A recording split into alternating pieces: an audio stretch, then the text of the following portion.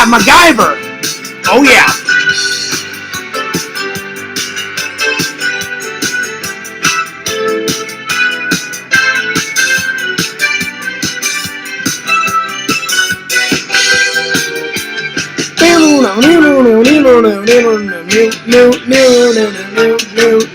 Yo, fears, audience fears, back at it again with another live. I hope you guys are doing great. I hope you guys are doing awesome. I hope you guys are doing fantastic. Oh! Coffee first. I almost forgot. Spooky Empire. Oh, yeah. Now we're talking. Can't wait for Spooky Empire this year. May Spooky Empire, pretty good.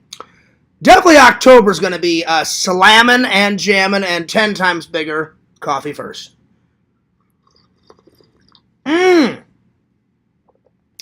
Yum, yum, yum, yum, yum. All right. Log next.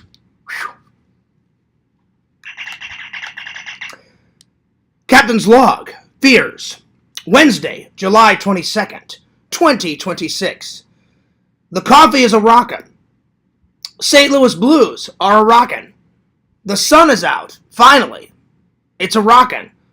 Almost the entire week it's been raining so far. But finally today, the sun is a rockin'. Will Fears have a good stream? Let's hope so. I'm pretty sure I will. I love streaming. I love my loving and loyal fans. Big shout out to my loving and loyal fans. Fears has got big news to the fans. Oh, yeah. And long. Boom. There we are. Anyway, hope you guys are doing wonderful. Hope you guys are doing awesome. Hope you guys are doing fantastic. Fears let out the beard, grow a little bit. Still bald, but it is coming in. The hair is getting darker, so it is coming in. So, yeah. So, it's coming back a little by little. I don't know how many weeks. Probably in about 3 weeks, you'll start to see a little bit more hair. So, there we are. All right. Let's open up the chat. Let's get things rocking. I hope you guys have had a lovely day. I've had a good day and a restful day. I was tired after work, so I slept a lot. I did a little bit of editing. So, yeah. New vlog coming very, very soon. Very excited. Well, it's a new vlog to you guys. It's going to be an old vlog for me, but a new vlog for you guys, because you guys have never seen this footage. I have, but yeah. Anyway. Dman just uploaded some more videos. Man, he has been a rockin' on these videos. Wow. I can't keep up. We try our best. Today's thumbnail. I found a Christmas tree in July. You know how people do like a triple loves when I put that ornament up. Do a Thanksgiving tree, and then I do a Halloween tree, and then a Christmas tree. People do it in July, so I found a July Christmas tree. I thought that would be a perfect thumbnail. So yeah, today's topics: more D-Man reviews, 2 film reviews. We're doing today. I watched Howard the Duck. Last night I watched the rest of Biosphere. So those are today's movie reviews, my friends. Oh yeah. All right. Oh, and I forgot to grab my podcast book. Hang on. I'm always forgetting something. Whew. There we are. All right. So those are today's movie reviews. We're going to do the best TV shows part 2. And then I thought, well, since I am bald, who are the top 10 best bald men? The top 10 best bald men. So we're going to do a top 10. And if there's time, since I went to summer camp a lot as a counselor and as a kid, a summer camp quiz. If there's time. If not, we'll do it tomorrow. Anyway, there we are.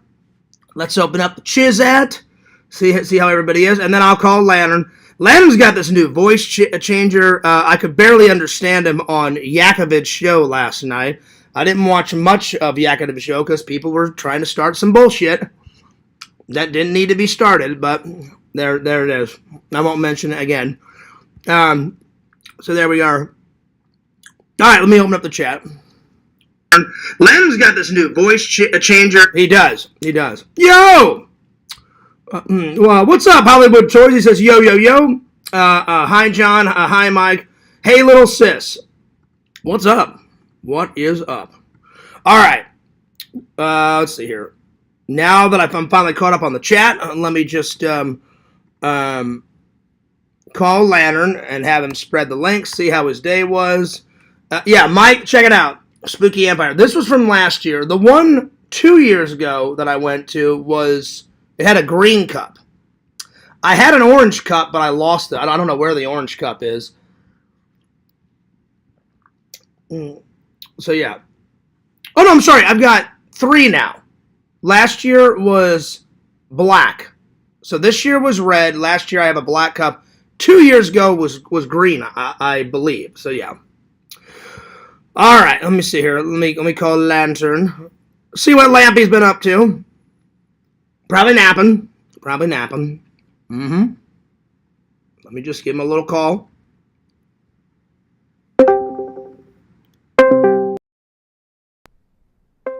Oh, no, not again. Lantern.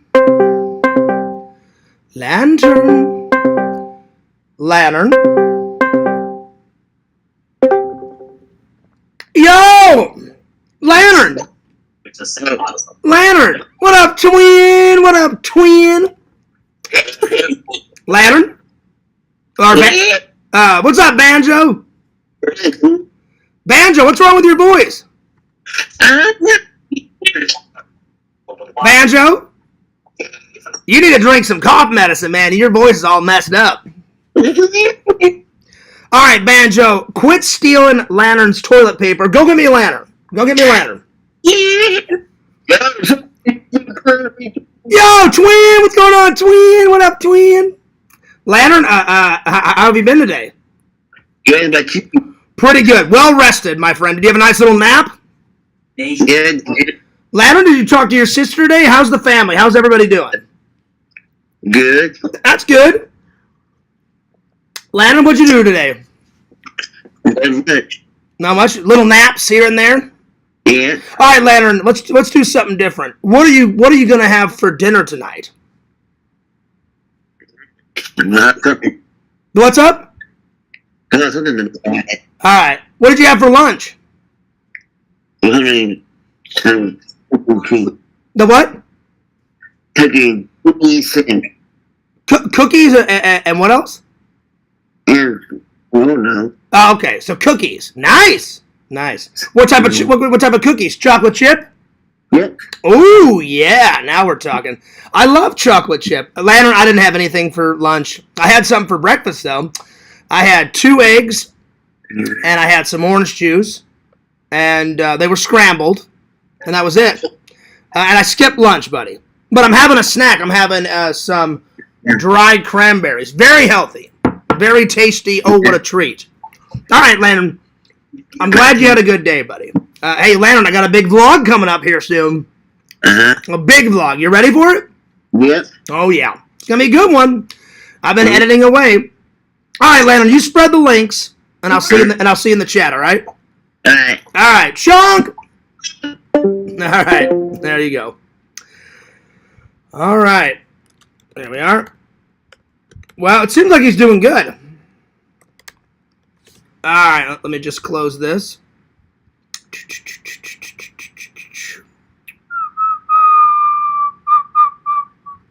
All right. There we go. Yo, what's up, Carrie? Good to see you. Hi, everyone. Hi, Mike. Hi, Tina. Hi, Fierce. Hey, Carrie, how are you? I hope you're doing well, Carrie. Hope you're doing great. Hope you're doing fantastic, Carrie. Carrie, how's church been? How's you and your mom been? How's everything been going? I hope everything's been going fantastic, Carrie. All right, well, I went a little early today. I was going to go at 6, but I had a shower and stuff, and I was like, I might as well just go now. So I went at, let's see, I've been live for about 10 minutes now, so at around 5:40, I went, so yeah. So not too shabby.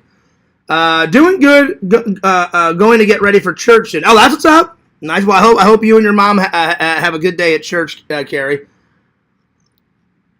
Church is good. Mom is doing all right. Oh, nice. Good. All right. Well, let's start things off, shall we? I'm sure more people will get here very, very, very soon. All right. So we left off today.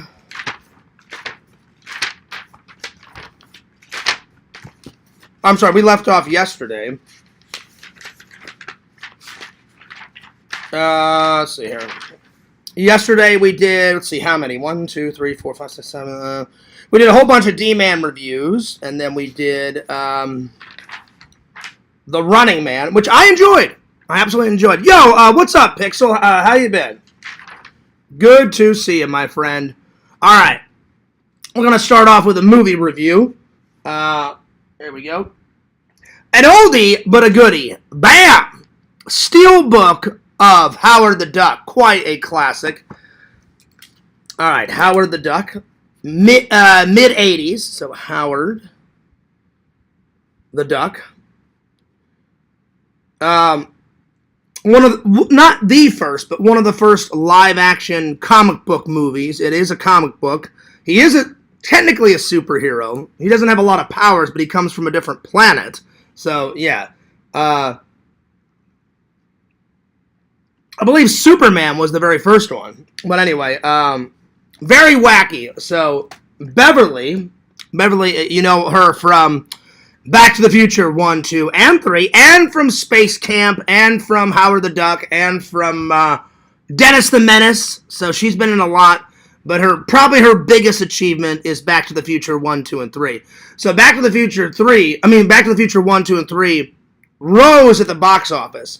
Unfortunately, Howard the Duck, it's got a cult following now, but when she did it, and after it came out, it flopped big time. Yo, what's up, Pixel? I'm doing all right. Hi, Pixel. I remember that movie. Oh, it's an oldie, but it's a goodie. It's an oldie, but a goodie. So, Howard is like just this mild-mannered duck on Duck World, just trying to get through life, just trying to, he has dreams of becoming a rock star, but he finally, when they don't come true, he has to grow up and just get a normal job, and so he works in advertising, and all of a sudden someone on Earth activates a satellite and sucks him from his planet to Cleveland, Ohio, of all places, I used to like it as a kid. Oh, yeah. The only good thing about this, I'm sorry, the only bad thing about this, Pixel, is I do love this film, but because of one actor in it, he kind of ruins it because of this actor's action. Jeffrey Jones, the guy that plays the scientist in it and the Dark Overlord, and he plays the dad in Beetlejuice. He's been in a bunch of Tim Burton's films, and he was in Ferris Bueller's Day Off. Well, I thought he was a great actor before, but then once I found out his true colors, Jeffrey Jones is a disgusting pervert, and he basically had fantasies about little kids and stuff, and then the police caught him with a whole bunch of kiddie porn. So it's still a good movie, but because of that actor, it fucking now I'm just oh really? Wow, awesome! You fucking ruined it. I used to love Ferris Bueller's Day Off for this, Pixel, and then all of a sudden he's in it. I'm that guy's disgusting. I still love Beetlejuice. Whenever I watch those movies, I try to erase Jeffrey Jones from the film. So, yeah. So, I like it. I like Beetlejuice. I like Howard the Duck. But that guy ruins it a little bit. So, that's my first little message. Jeffrey Jones is a disgusting asshole. Why? Because he is. So that's my first note on it. Disgusting asshole. I just wanted to get that out of the way. Oh man, I forgot he's in that too. Howdy, Mike. Howdy, Lantern. Lantern says, howdy, Fears. Howdy, Pixel. Howdy, Carrie. Howdy, Tina. Howdy, Mike. We got 11 people watching. What's up? Pixel says, it sucks. He's in The Pest as well. But I still want you to watch that. All right, I will. The Pest has been on the list for a while because you mentioned it, Pixel. So did Visions and a couple other people. At least in The Pest, he is a bad guy, so it works. That's true. That's true. All right. So, my next, George Lucas, of all people, presents it and produced it. The reason why I was watching all my behind the scenes and I did my research. The director used to work on Star Wars with George, and he said, hey, since you did a good job, why don't you pick a project and I'll help you produce it? Because this director helped him on the Indiana Jones films, on all three, the original 3 Indiana Jones films and the original 3 Star Wars. So George said, hey, pick a project, and he picked this of all things, but it was his baby, his project, and George's like, yeah, sure, I'll help you produce that. So yeah. Yo, what's up, Tina? She says hi to everyone in the chat. Hey, little sis. What's up, Tina? Hey, Tina, I hope you had a great birthday yesterday. Big shout out to Tina. Put a 1 in the chat. I hope she's doing well. I hope you're doing great. Tina, how's your head? I hope everything's going. My hair is slowly but surely coming back. If you guys can tell, it's getting a little darker up there. So, growing back little by little. So, yeah. So, George Lucas presents it and produces it. George Lucas produces. They shot in L.A. and they shot in Cleveland, Ohio. So, L.A. and Cleveland, Ohio. The same person, Pixel, that played the same person, Pixel, that played Chucky. So Brad Dourif did the voice of Chucky. They used a puppet to make Chucky, but some of the wider shots they used a dwarf, and his name was Ed Gale. So Ed Gale played Chucky, and not only did he play Chucky, but he played Howard the Duck in the suit. Yo, Visions! What's up? He says, presto, I'm here. What's up, buddy? Good to see you. Good to see you. Very cool of you still, Tina, to do a shaving. So, yeah, so Ed Gale portrayed the physical body of Howard the Duck. I can't remember they hired another actor to do Howard's voice. So, yeah. So, technically, 2 people played the character. Someone did Howard the Duck's voice. Ed Gale did all the body movement, and he worked with Beverly and all that. So, Ed Gale also got busted for kiddie stuff. Sadly, not even trolling. Oh, really? What the hell is the matter with Hollywood? Holy crap. Are you serious, Pixel? Oh, that sucks.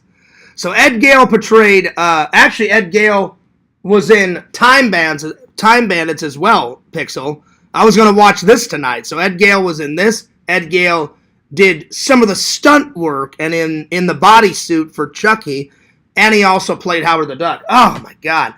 So not only is Jeffrey Jones in this, and he's a disgusting pervert, and a pedophile, but now Ed Gale is. I had no idea about that, Pixel. Oh, God damn. What the hell is the matter with people? Ugh. Anyway, let's see. You're going to have to shave again if you want to be Jason Voorhees in October. Your hair will be fully back, rocking by then. Well, what I'm going to do is, Pixel, I'm not going to shave it all off. In October, I'll probably cut my hair down to a 2. So, because a 2 on the sides is pretty damn short, but it's not, like, fully like this. So, I'm probably going to cut it down to a 2. A 2. So, because there'll be a little bit of hair. There'll be a little bit of hair, but you won't be able to see it much when I have the mask on. Because the mask goes like this, like fully over my face. So, yeah. Yep. So, dead serious. Some pedo catching YouTube channel caught him and did a video. Well, good for them, because that is disgusting. Ugh. Vision says, fears. More like Howard the Yuck. Well, for two reasons. One, it's so bad of a movie that you have to kind of laugh at it, and it's become a cult classic. And now, yeah, it is yuck, because I didn't know Ed Gale was doing the same crap as, Jeffrey Jones, because Jeffrey Jones is in this, and I lost total respect for that actor. He's in Beetlejuice. I used to love Beetlejuice. I still like Beetlejuice. I just try to erase Jeffrey Jones out of my mind. Visions, whenever I watch this movie, because he's in this, I try to erase him out of Beetlejuice, because Beetlejuice is a classic. And I love Ferris Bueller's Day Off, and he's in that. So he's kind of ruined those films, because he's a disgusting pervert, So, I enjoy the movie. I hate that actor, and we all know why, because that's fucking gross. That's fucking disgusting. So, yeah. Anyway. By the way, shout out to Spooky Empire. Hell yeah. Alright. So what else? So, they did have some cool special effects for the 80s. So, cool special effects. And ILM did it. So IML, the same company that did all the Star Wars special effects, since George Lucas was producing it, the director said, "Hey, can you lend us a hand on the special effects?" And he was like, "No worries, buddy." So yeah. Let's see what else. There was some action, but it's an action comedy / kind of a superhero movie, because Howard the Duck is from, I think he's from Marvel. Hang on. I believe he's from Marvel. Hang on. Let me just make sure. And he doesn't really have any powers in the comic books. He's just an odd character. So let me ask Meta, though. I just want to make sure. Hey, Meta, refresh my memory. The character of Howard the Duck, is he from the Marvel comics, or is he from DC Comics? Good question. Let me check that for you. Howard the Duck is definitely a Marvel character. Marvel. Okay, I just want to make sure. I was like, I'm pretty sure that's what it is. So he's a Marvel character. Marvel. He doesn't have any really powers. He just is kind of an average. Instead of an average Joe, he's an average duck. And he has dreams of being a rock star, but his parents and all of his family's like, grow up, Howard, that's never going to happen. You need to let it go and just get a job. So he gets a job in advertising, and then one day, Dr. Jennings, the scientist, activates a satellite, and he gets sucked through a portal from Duck World to Earth. And he lands in Cleveland, Ohio, and then he meets up with Beverly from, what's her band name? I think they're called the Cherry Pops. I think. Hang on, now I can't remember the name of the band. Hang on. I think it's either the Cherry Dancers or the Cherry Pops or something. Hang on. Hey, Meta, in Howard the Duck, Beverly from Back to the Future is in a band. What's the band called in Howard the Duck? Checking that Back to the Future connection for you. Her band in Howard the Duck is called Cherry Bomb. Oh, Cherry Bomb. Cherry Bomb. I knew it was something cherry, so Cherry Bomb. So they've had a couple gigs, but nothing substantial. And then she meets up with Howard the Duck, and the adventure begins. So yeah. I like the way Beetlejuice 2 handled it. Yeah, that's true. Because technically his character is in there, Pixel, but thank God they didn't hire Jeffrey Jones back. And another actor played his body because he gets his head bit off by a shark. So he's got like a bloody neck, and like his esophagus is like shooting out blood, but he's got his body. And then they muffled the actor's voice. And then they did a cartoon animation that shows his plane crashing, and then a shark bites his head off. And then he's sitting in the, I don't even know what they call it, like in the netherworld. He's sitting in the waiting room, you know, in Beetlejuice's afterlife world. And he's just sitting there, and the guy's, and some guy gets bit by a shark on his leg, and he's like, yo, he's like, dude, radical. And then he just kind of goes like that. And then he's like, I'm waiting for my wife, and then they're all like, oh, well, your wife's still alive, so you got a while to wait for your wife. And he's like, oh, okay. That's right. R.I.P. Catherine O'Hara. She's a great actress. She didn't do anything wrong. She's nice. And she plays one of the most famous moms in film history, Kate McAllister from Home Alone 1 and Home Alone 2. All right. Let's continue on. So he's a Marvel character, lands in Cleveland, Ohio. They shot in L.A. and Ohio. I would classify it it's not really a superhero movie. It's a sci-fi, action, adventure, comedy. My two favorite, well, actually, no, I can't pick between these. I used to rent this all the time, and then one of my British cousins had it on VHS, so whenever I would go visit, I visited my family a lot in England when I was a kid, we would watch it a lot. And I remember he had a VHS tape of it, and it was in my Uncle John's house in England. Unfortunately, my Uncle John on my mom's side has passed away, but what a great uncle. And me and my cousin Andrew and my cousin Samantha would watch it all the time, so the first time I remember watching it was around somewhere between 8 and 10. Somewhere in there. I don't remember what year I was, but somewhere between 8 and 10, I used to watch it a lot. So I had already seen this a long time ago, but it's been quite a while since I've sat down and watched it, let alone tons of bonus content you get. By the way, Visions, I already have this one. Oh, yeah.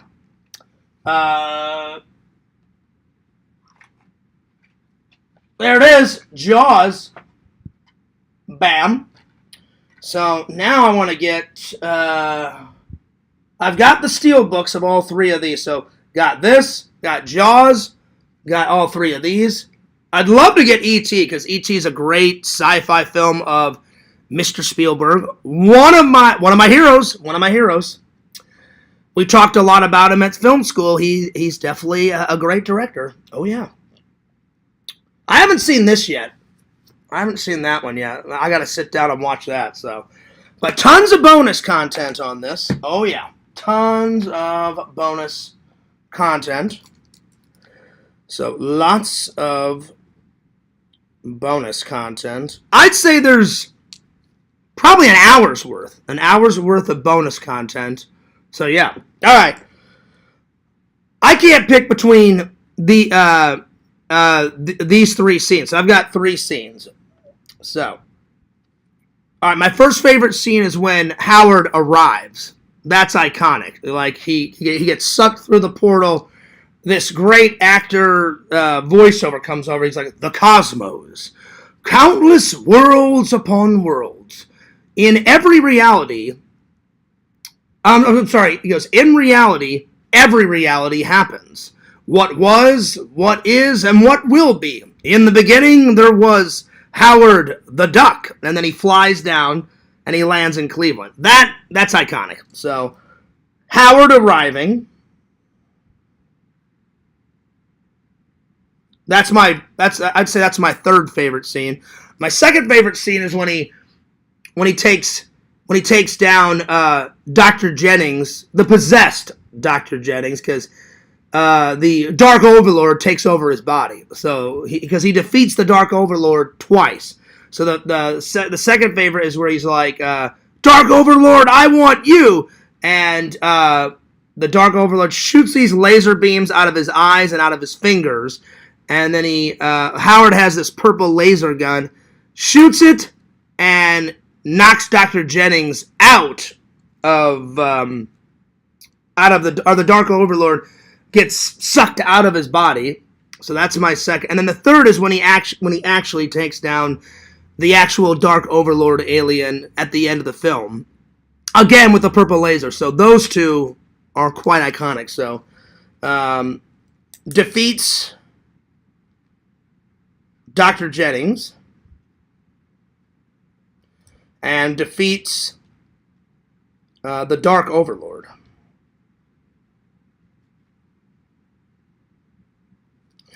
I'm going to give it, let's see here. You have to understand, it was quite wacky back in the day for the 80s.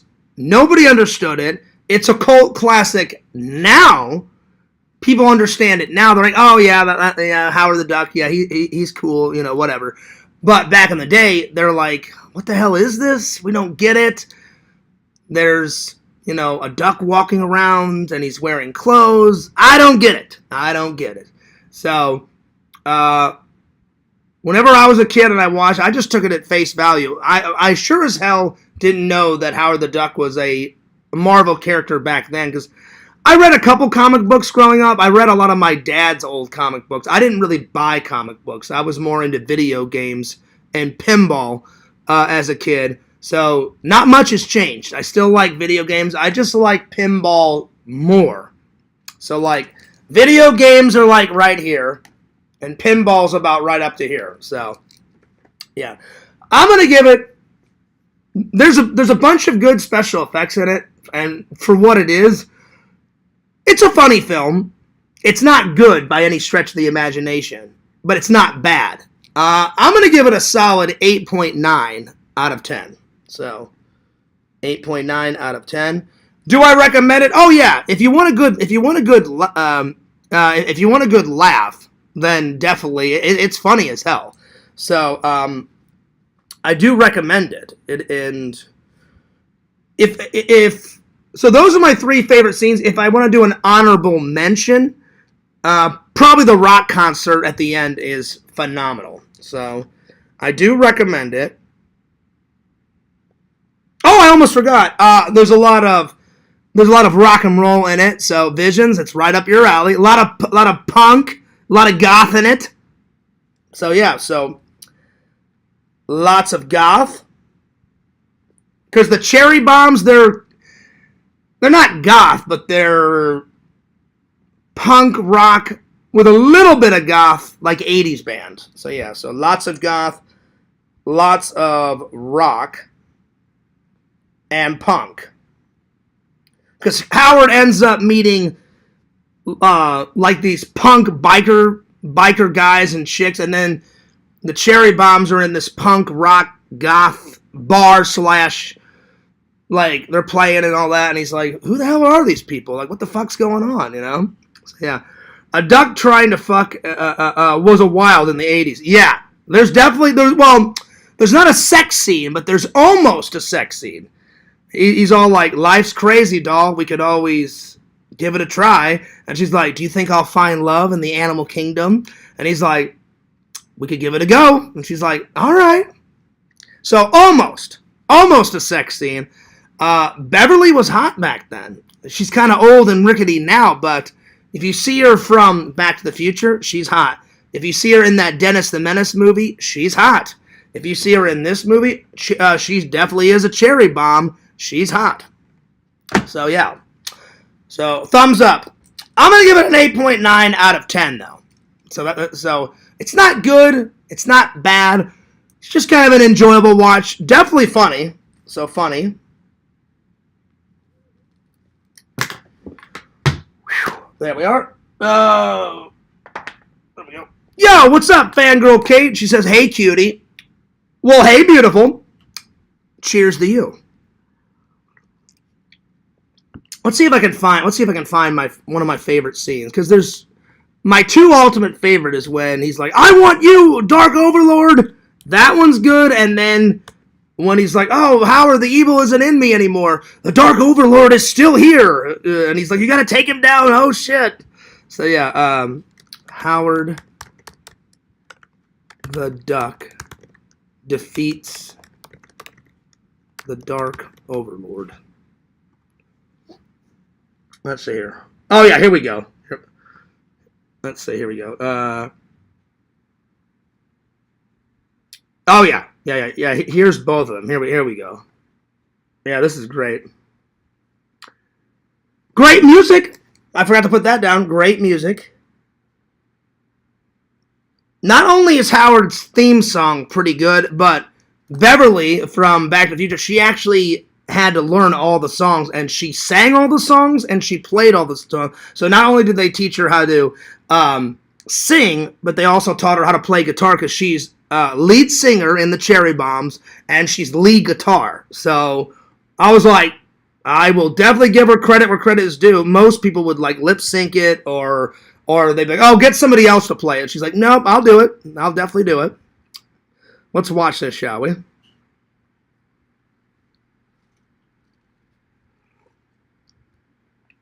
All right, here we go.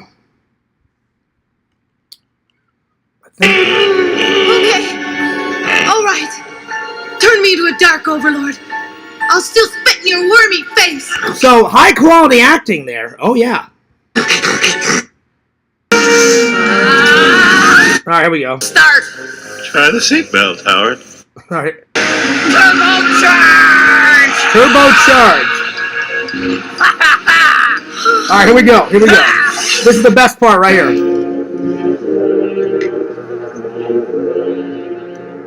Prepare to eat beak. Oh yeah.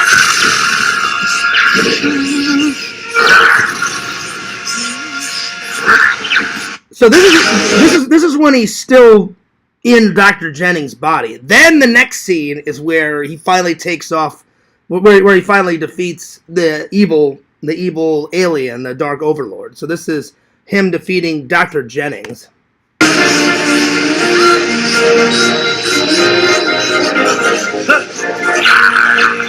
So long, sucker.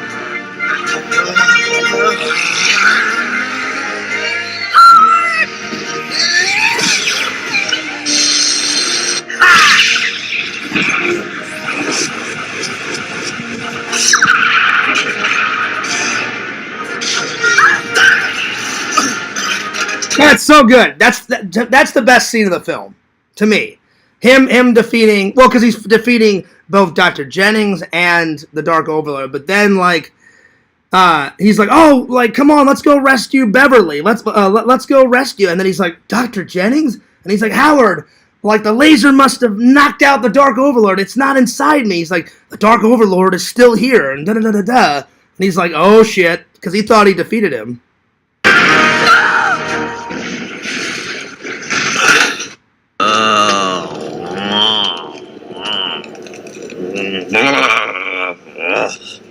Howard.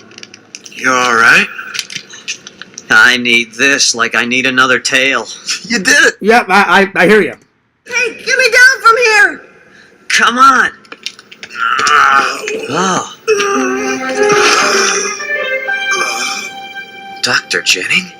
Howard, it's not what? The evil's not inside me anymore. The explosion must have released it, and it's loose. What about me? The Dark Overlord is still here. Well then. And then the next scene is when he actually... So he rescues Beverly, and they're about to leave. Like, they're probably 10 seconds out the door, right? They're 10 seconds out the door. And then the Dark Overlord, like, shows himself, and he's just like, oh, shit. Like, so not only do I've defeated this guy once, now I fucking have to defeat him just one more time, you know? So this is the next scene. And I don't know who voiced Howard, but he's a great, whoever it was, because there was two actors. There was Ed Gale that did all the physical body movement, and then there's a great voice actor that they hired and said, oh, you got a great pitch, great tone. We want you as Howard the Duck. And he's like, really?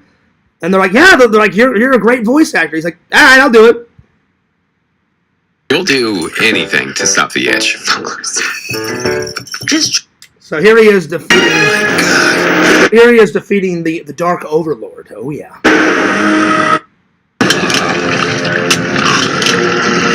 Phil Tippett did the animation. I forgot to put that down. Phil Tippett, which he did all the animation for RoboCop, and he did all the animation at first for all the dinosaurs in Jurassic Park, and then Steven Spielberg, one of his buddies from ILM said, you know what? Like, Phil Tippett's doing a great job, but there's this new, like, invention. Like, do you mind if I just try to animate the whole dinosaur? And then Steven's like, well, show me. Can you do it? He goes, I don't know if you can do it. And he goes, but prove me wrong. Do it. He goes, show me a fully animated, life-like dinosaur breathing, all in CGI. And he goes, I'm not saying you can't do it, but no one's done it so far. So, do it. Prove me wrong. And then the guy's like, all right, I will. And then, of course, they did. And he's like, Phil, no offense, but CGI is way better than animation. Do you mind if I assign you to another job? And Phil's like, whatever makes the movie better. Do it. So, Phil Tippett helped I forgot the other guy's name, but Phil Tippett helped the other guy make all of the CGI characters in Jurassic Park. So, yeah. Oh, yeah. So, but I like this animation. Because Phil Tippett, it's a tiny bit jerky, but it's not too jerky. Because the earlier animations were very rickety. But this one's nice and smooth. He did all the animation for T1 when the Terminator is walking towards Sarah Connor and he's bashing the door. When they get to the door, then it switches to the puppet. The puppet, which was on someone's shoulders, the puppet starts bashing the door in. So he did RoboCop, he did Jurassic Park, he did Howard the Duck, he did T1. Because in T2, they used a ton of CGI in that, and puppets as well.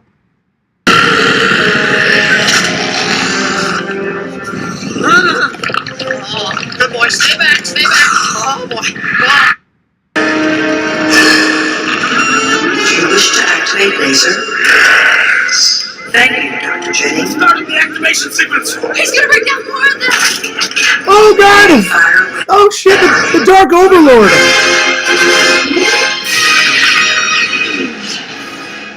Coordinates to arrival.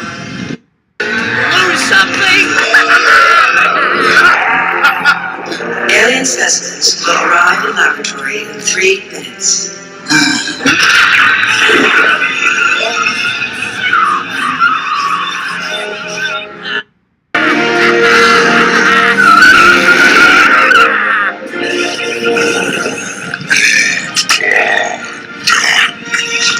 So it's a little campy, but once you get past that, then it's pretty good. It's a little campy. I never said it was good. I said it was an enjoyable watch. So it's not good. It's not bad. It's just kind of in the middle. You know, that's why I gave it a 8.9 out of 10, because it's not a perfect 10 by any stretch of the imagination, my friends. So, yeah, pretty good.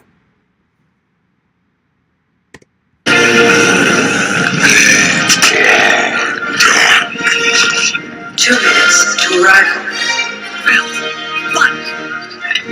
Trigger.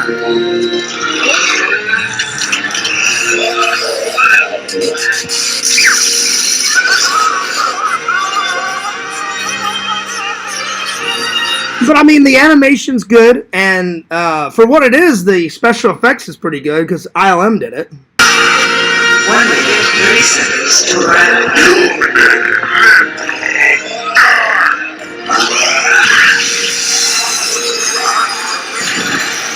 And the laser beam, they animated all of that as well. So they, I don't know if they use CGI on the laser beam because the laser beam is purple and it kind of reminds me of the laser beams from Ghostbusters. It's got the same look to it, but in Ghostbusters, it's an orange beam that shoots out of the particle accelerator.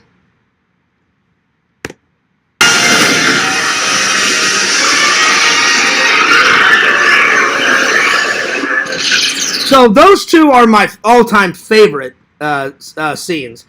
And then the first one is when he arrives. So, I'm going to stick with it. Solid 8.9 out of 10. Let me catch up on the chat here. Let's see here. I don't want to get too far behind. Let's see. Where did I leave off? I left off with Kate saying, "Hey, cutie." Well, hey, beautiful. What's up? What's up, museum? Dave's arms are beautiful. Wow. I didn't know you swung that way, museum. That's big news. That's big news. All right. Carrie says, God bless everyone in the chat. God bless to you too, Carrie. And Carrie, whenever you do go to church tonight, I hope tonight is a good night at church with you and your mom and your entire church family. Speaking of singing, I hope you've seen Walk Hard. If not, you should. Walk Hard. No, I've never seen that. Let me write it down. Walk Hard. Trailer. I'll pick, so either, if there's time tonight, I'll watch it. If not, then I'll watch it tomorrow. So, yeah. Mike says, hey, Carrie. Hi, Mike. How are you doing? Doing magic. Oh, yeah.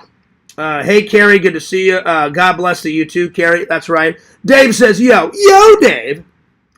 Hollywood says, well, howdy, Mr. Bear. That's right. Shout out to Strong Bear 19. Give him a like. Give him a sub. Give him a follow. Hey guys, what are we talking about? Well, we were talking about Howard the Duck, Cave. By the way, what's up, Cave? But I just finished it. I'm about to move on to my next film review. So yeah. Well, what's up, museum? Cave says scary stuff. I wouldn't say it's scary. It's goofy.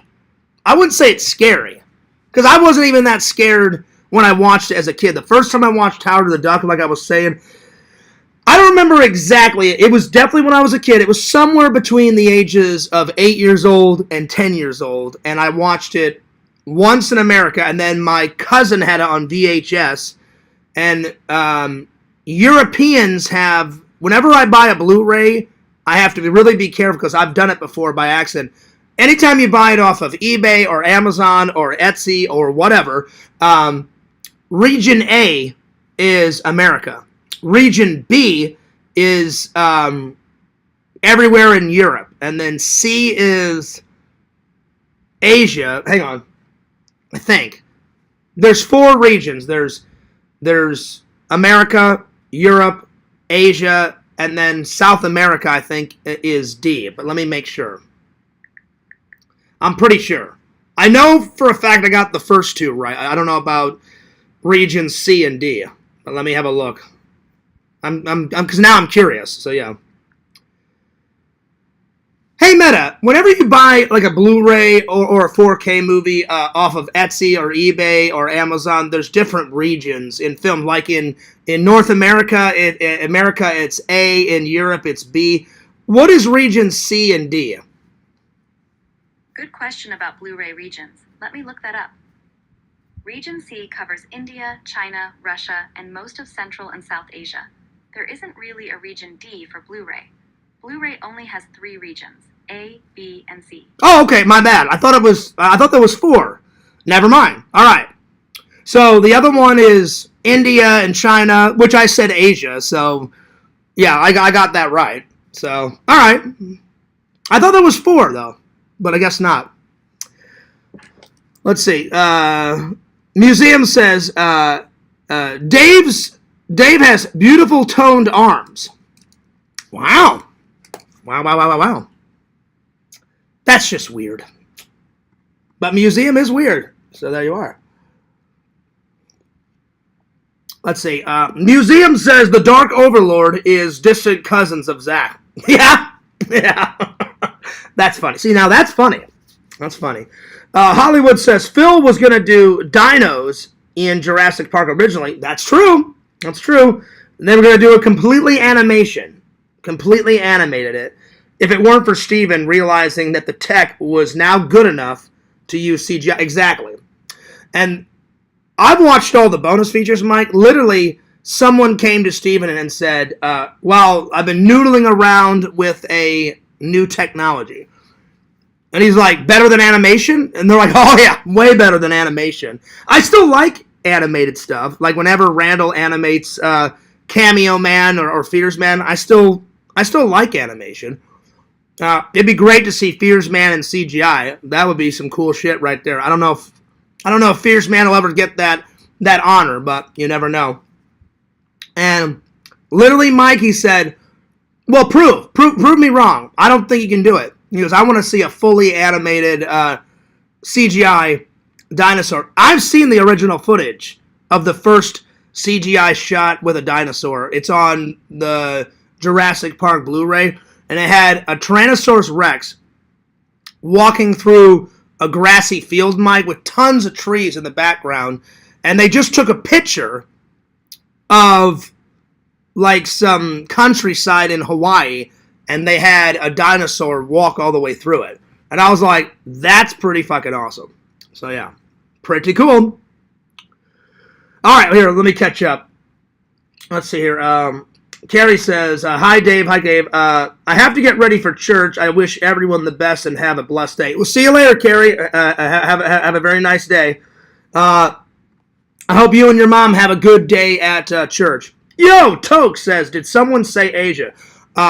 Yes, I did. It was me. And people in the chat. All right. Let's continue on, shall we?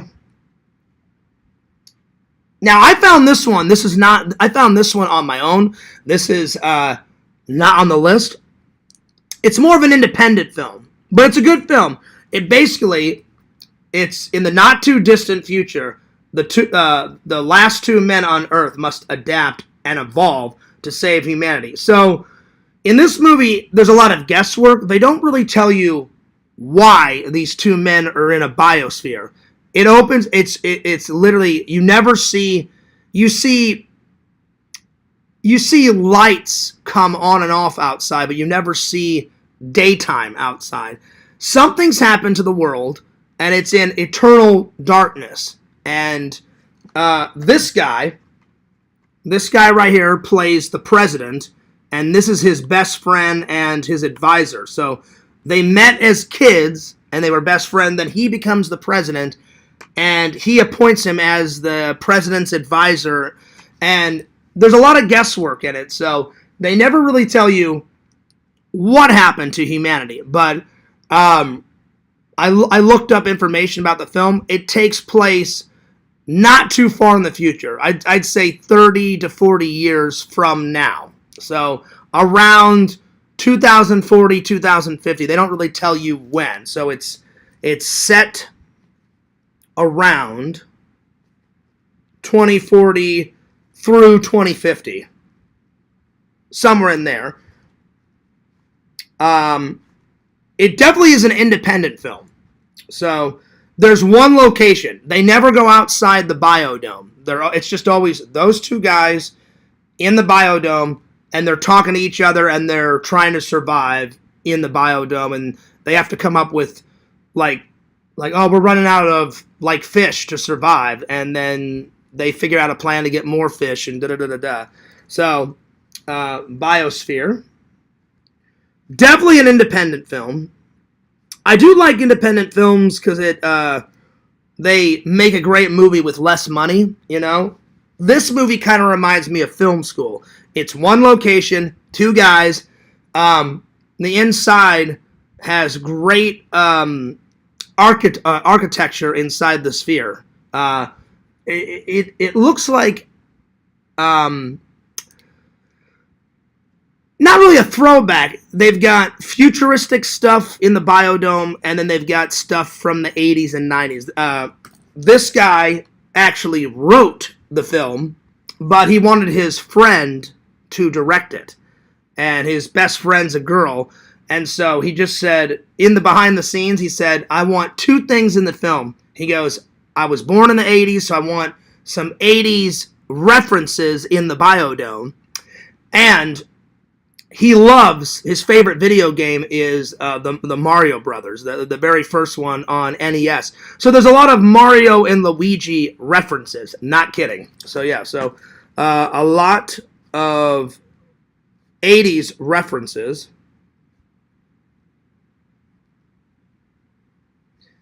And then they actually do play Mario in it. Look, He's got the video game controller right there. So he's actually playing Mario in the film. They never show you the video game on camera, but you hear all the Mario sound effects in the background. Because I don't think they can legally show the video game because he doesn't own the rights. So you hear the noises, and you see the controller. You see the Nintendo. There's Nintendo cartridges on a table. You see the NES, the gray one, the one that I grew up with. So a lot of Mario references and video games in general. This guy's around my age. These two guys are around my ages. This guy was in a couple episodes of Walking Dead and Fear the Walking Dead, I believe. And this guy was in, I don't remember what TV show, but he was in a really big TV show.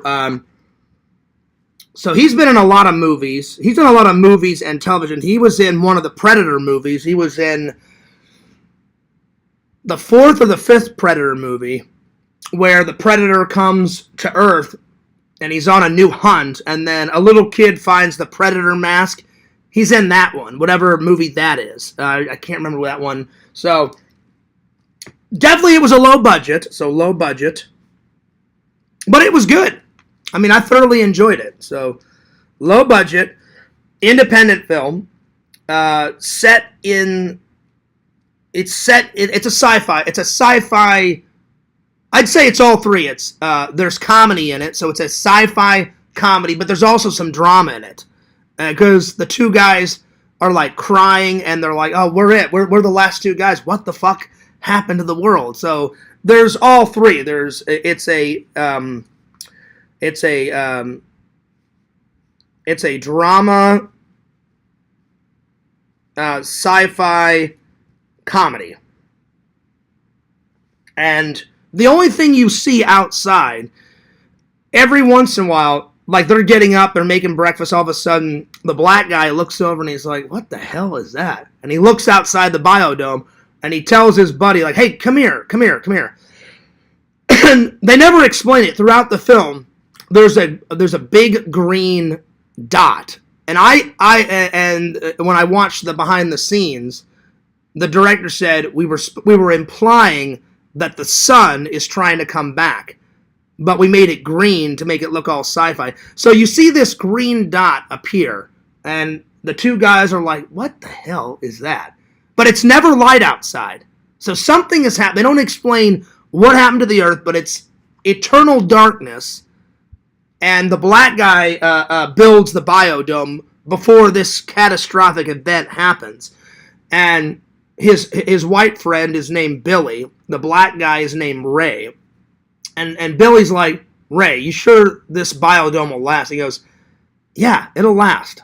He goes, "For how long? I don't know, because we have limited food and limited supplies. We can't go outside because of the disaster." That's what they call it, the disaster. So you never know what happens. It's in the not too distant future. Something terrible has happened. And all of a sudden this green light appears, and they speculate. They're like, "Well, what the hell is that green light?" And he's like, "Well, it could be the sun trying to come back and reactivate itself, in the environment." And he goes, I don't think that's the sun. And the guy's like, "Well, why?" He goes, "Well, for one, the sun is yellow. This is green." He goes, "So I don't know what the fuck it is." And he's like, "Yeah, right. It could be the sun trying to come back out." But they don't know. At the end of the film, they never explain what the green light is. In the behind the scenes, they said the green dot was supposed to represent some type of hope, that they'll live, that they'll figure all this out. And a big thing is evolution. So that's big in the film. "Yo, what's up, Walter?" He says, "Hello, John and friends. Hollywood Choice. I didn't realize you were on a first name basis with Steven Spielberg." Oh yeah. Well, I'll tell you this much, Walter. If Fears got to, even if I had 2 minutes with Steven Spielberg, I'll be honest, I'd be in such awe and honor to like have 2 minutes with him and be like, can I get a little interview for my YouTube channel? And of course he would be like, oh yeah, go for it, Fears. I don't know if I could call him Steven. You know, I would be on my best behavior, very polite, and I'd be like, Mr. Spielberg, an honor, John Fears, nice to meet you. Yeah, big fan, nice to meet you. And I would have 2 or 3 questions. If I only had 2 minutes, I would try to suck as many questions in there in 2 minutes. Be like, how was it, on Jurassic Park? Real quick. Tell me about E.T. I'd try to get all the highlights in there for my interview. But I don't even know if I could call him Steven. It would be Mr. Spielberg, Anyway, back to this. There's a lot, it has a lot to do with evolution in this film. So this guy wakes up one day and he says, hey, Ray, which is so he's Billy and he's Ray. He goes, Ray, come here. And he goes, there's something up with the fish, man. And he's like, well, we only have a couple of fish left. And he's a scientist. He was the president before the catastrophic event. Ray says, I know what's going on. And he's like, what? He goes, well, and the other guy's like, well, these fish used to be gray looking. Now they're white and orange. What the hell's going on? He goes, are they dying? He goes, no, they're not dying. He goes, this guy is turning into a woman. And he goes, well, how is that? He goes, in science, in species, whenever there's a threat of extinction, the organs in animals will change. So he goes, well, the good thing is now we have more fish to eat. He goes, because that fish will turn from a man into a woman, and it'll breed with the other man, and we'll have more fish to eat. He goes, the bad news is something has contaminated these fish. And he's like, well, what? He goes, the only living things in this biodome is you, me, and these fish. And they have so there's the fish, and then they have some plants so they can grow their vegetables and food and stuff. He said the only other living thing is the tomato and the plants and all that. And so Ray is like, I don't know how it's happening, but it's a good thing that it's happening because we were low on fish. Now that fish will turn into a female, and that female will breed with the other fish, and now we'll have more fish, and so we'll have more food. So a couple days go by. All of a sudden, this guy starts changing, and this guy stays the same. So this guy is like, something's up, man. I woke up, and my penis is gone. And the guy's like, get the fuck out of here. No, it isn't. He's like, I'm not kidding. And he goes, show me. So there's a scene where he's sitting on a couch and with a mirror, and the guy's got some, it's like scientific glasses, and he goes, oh my God, what the hell happened to your penis?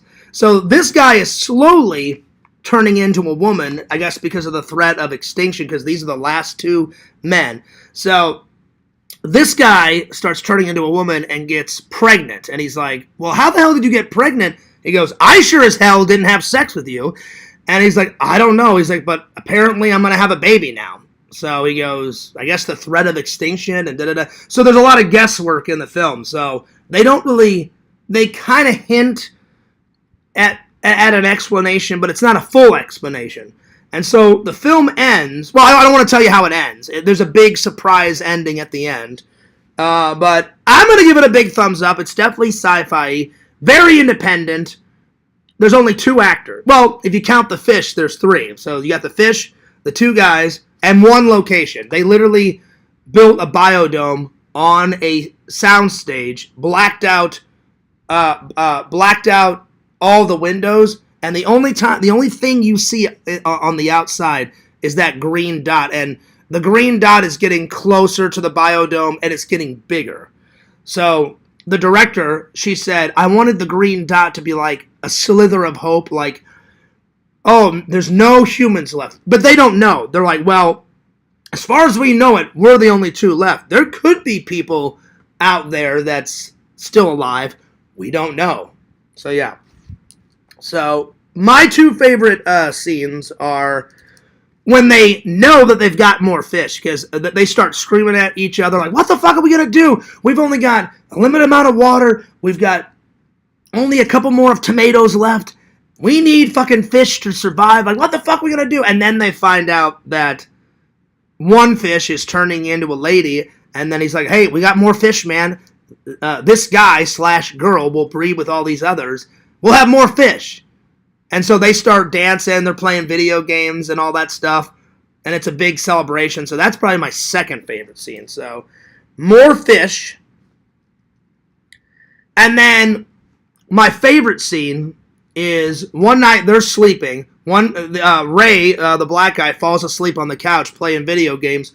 The other guy is in his bedroom sleeping. All of a sudden, you hear these thuds on the biodome, and they wake up and they're like, "What the fuck is that noise?" They come out, and one of the biodome windows has cracked, and there's wind seeping in. And he's like, "What the fuck's going on?" He goes, "Well, it must be some type of storm outside. We can't see it." So all this wind gets into the biodome, and he's like, we gotta cover up the patch. He goes, God knows what the environment will do to our food and do to us. And apparently it doesn't do anything, because at the end of the film, they're okay, and their food's okay and all that. But they have to patch up. So there's a massive storm, and you hear wind and all this other crazy noise and shit outside. And they patch it up. And then this guy is like, what the fuck was that? He goes, I'm a scientist. You're the president. He goes, so I'll do all the speculation. He goes, my best guess is the atmosphere is trying to come back, and that was our first peak at some type of storm. And then he's like, well, is that good? And he's like, yeah, that's good. Because we haven't heard jack shit from outside in years. So apparently they imply that these two guys have been. They never say how many years they've been in the biodome, but they've been in there for quite a while. So they say, well, we've been in this biodome for years, and we haven't heard jack shit for years outside, and now all of a sudden we wake up and there's a storm outside. So he said, I would tend to imply that, yeah, that's good. And he's like, okay, as long as it's good and we're not going to die. And he goes, well, I never said that. We still could die, but he goes, I'm guessing that this is going to be good. So yeah. So the storm is probably my favorite scene. So yeah. Storm. Filmed in one location. Filmed entirely in the biodome. Filmed in the biosphere. I still need to get biodome visions with Pauly Shore and I can't remember the other guy. It's Alex Baldwin's brother, whatever that actor's name is. I love Biodome. I watched that as a kid. That one's great. Filmed entirely in the Biodome, one location. It has great music in it, so good music.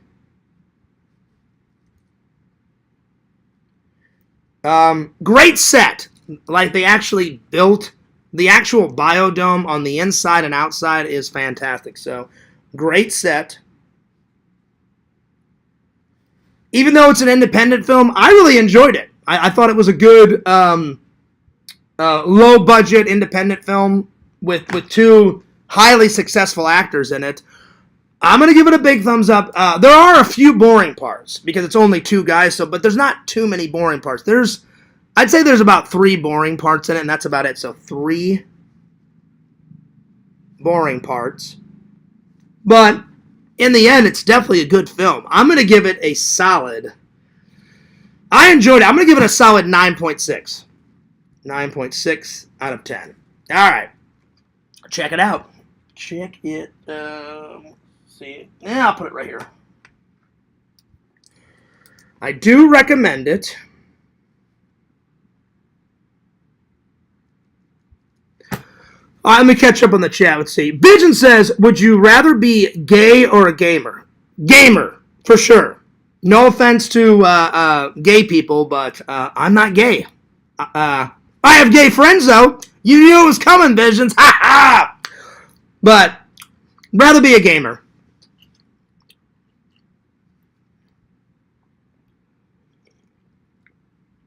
I would rather be a gamer. All right. So, good film. Very good film. I think tomorrow I'm gonna watch Pixel's suggestion. So Pixel gave me the trailer to watch, Walk Hard. I've never heard of that one. I've never seen it. So I'm gonna save that for tomorrow. All right. I'm trying to squeeze everything in. So there's my review. Got a little spot here for something, and I got a little spot here for something. All right. Time for some Dman reviews, everybody. Dman has been working away. What's the last one? Visit from a Celebrity. That's the last one. I'm sorry. Yeah, Visit from a Celebrity. That's where I left off. I left off with Visit from a Celebrity. Nice Tommy NC 2010 reference Dman. Loved it. I think that's the first time we've seen Tommy as a squirrel. So Dman's trying to get the entire community in it. Doing a good job so far. Absolutely doing a good job. Let's see here. Let me pull it up. So he's definitely been working away because he just uploaded a video an hour ago. So D-Man he's always working away. D-Man has put some humans in these newest ones. And I guess we're inside Zach's stomach, and there's like bread in there. Oh, Lord. Looking forward to this. I left off, let's see. I need to start with all the Salem adventures. So, Salem Adventure Part 1. So, Salem 1. All right, here we go. So, all the guys arrive in the RV, and we get out, and I guess from what all these thumbnails I'm looking at, me, Dave, and Zach, we run into witches, and we run into pilgrims, and all sorts of madness happens. All right, here we go.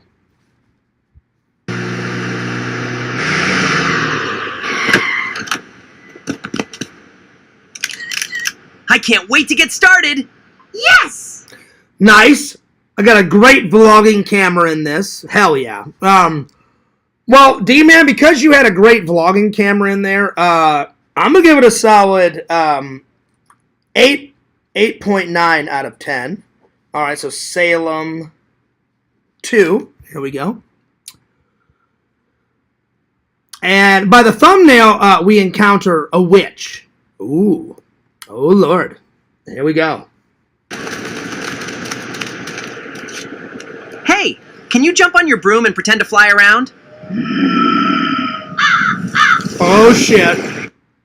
So we piss off a witch, or Zach pisses off a witch. This ain't good. I'm going to give it a solid 9.2.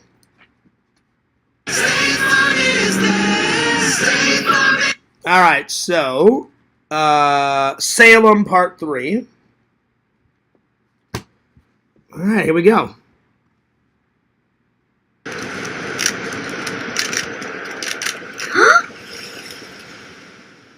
Quick, everyone, in here! Uh-oh. Oh, Lord. All right, 9.2 out of 10. Okay. Let's see, D-Man. Excuse me for a second. D-Man reviews. All right, I'm going to put the rest right here and on the next page. All right, let's see. Salem Adventure Part 4. Here we go. Guys, look what I found! Zach. You know what, D-Man? That book kind of reminds me of the book out of Hocus Pocus, #1. That's what it reminds me of. Winifred Sanderson's spell book. Oh, yeah. This isn't a good idea. Oh, shit. The witch is back. Oh, my Lord. Not bitch. The witch is back.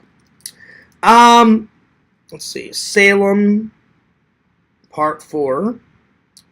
I'm gonna give that one. I like all the skulls in the background. I like the witch reference because there was a lot of witches supposedly in Salem, Massachusetts, which I don't get. In that Pilgrim Day, if someone said you're a witch, Fears, I'd be like, no, I'm not. Well, we're going to hang you. Well, fuck you. I'm going to leave.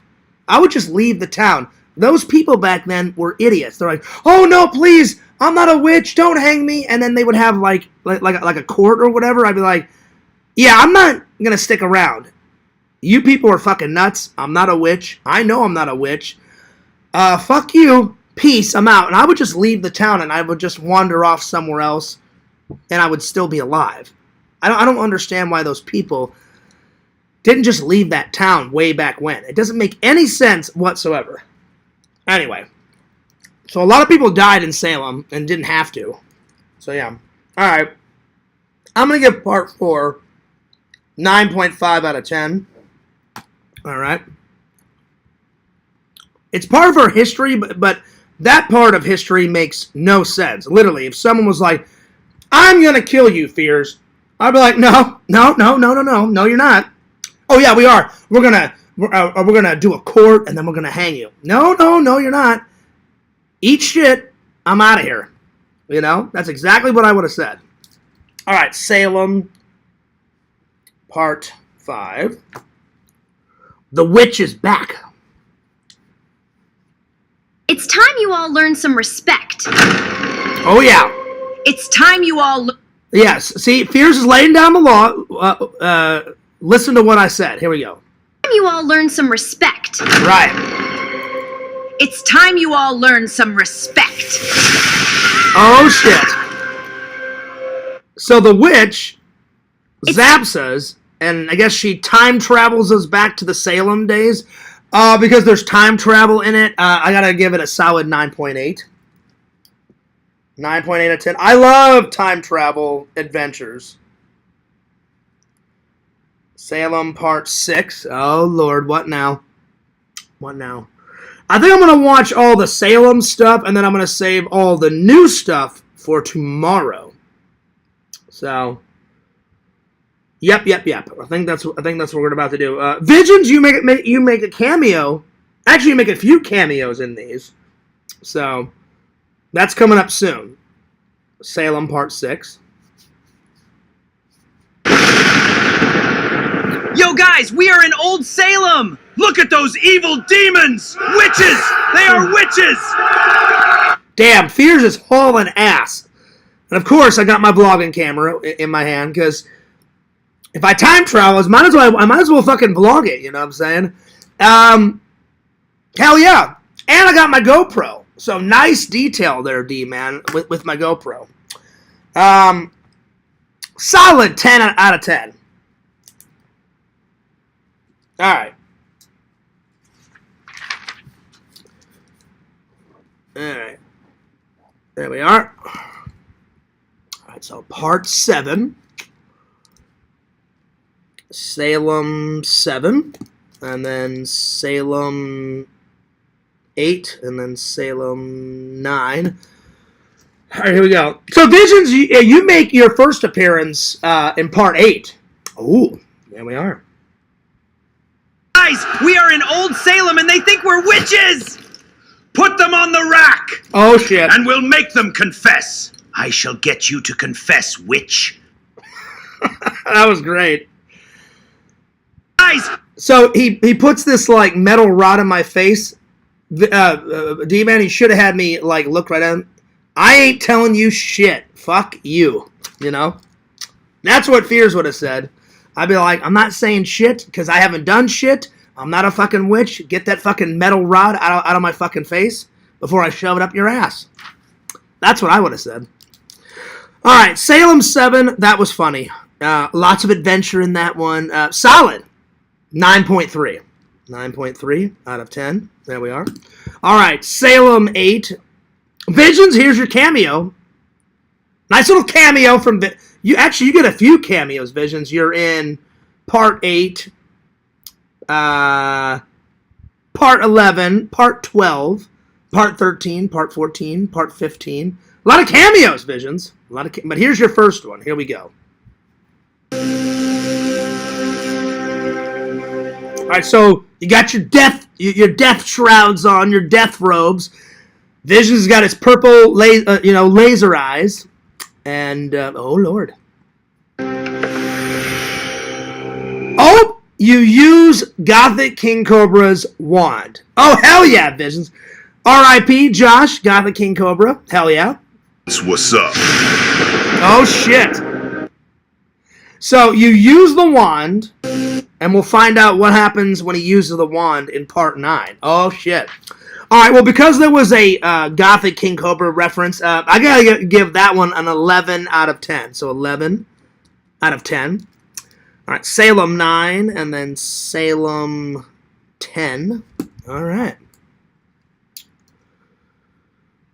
All right, here we go.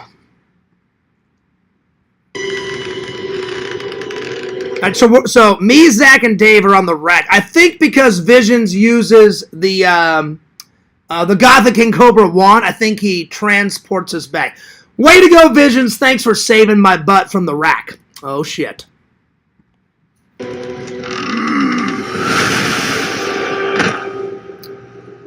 Oh, shit. We're back in the RV. Oh, go! Hell yeah. Well, I appreciate you saving me and Dave and Zach's ass, Visions, from those crazy fucking pilgrims in Salem. Oh, my lord, my lord. Speaking of pilgrims, I hope to God, I'm hoping, and I'm praying to the movie gods that we get Thanksgiving 2 sooner than later. I'm hoping. Fingers crossed. Knock on wood. I hope. Because the first one was great. I need me some more John Carver killings, and I want them now. You know, I hope we don't have to wait 3 or 4 years. I'm hoping, and I'm praying. Fingers crossed. I think we will. I think we will. Because he's one of my new favorite slasher boogeyman killers, you know. Plus his mask is fucking going nuts. You know what I'm saying? Like, it's a weird mask. So, yeah. All right. So, solid 11 out of 10. All right, let's see. Salem 9. Yeah. So, I'm sorry. Salem 8 was 11 out of 10. Salem 9. I'm going to give it, because Vision saved us, using the Gothic King Cobra wand, I'm going to give it a solid 12 out of 10. Because those crazy-ass pilgrims were about to kill all of us at any waking moment. That's not good. Okay, let's see. What are we up to? Part 10. Here we go. Part 10. Here we go. So we're in the RV now. I just had the weirdest dream. It wasn't a dream. Oh, shit. So Dave brought back one of the pitchforks from Salem. Oh, shit. All right. Let's see here.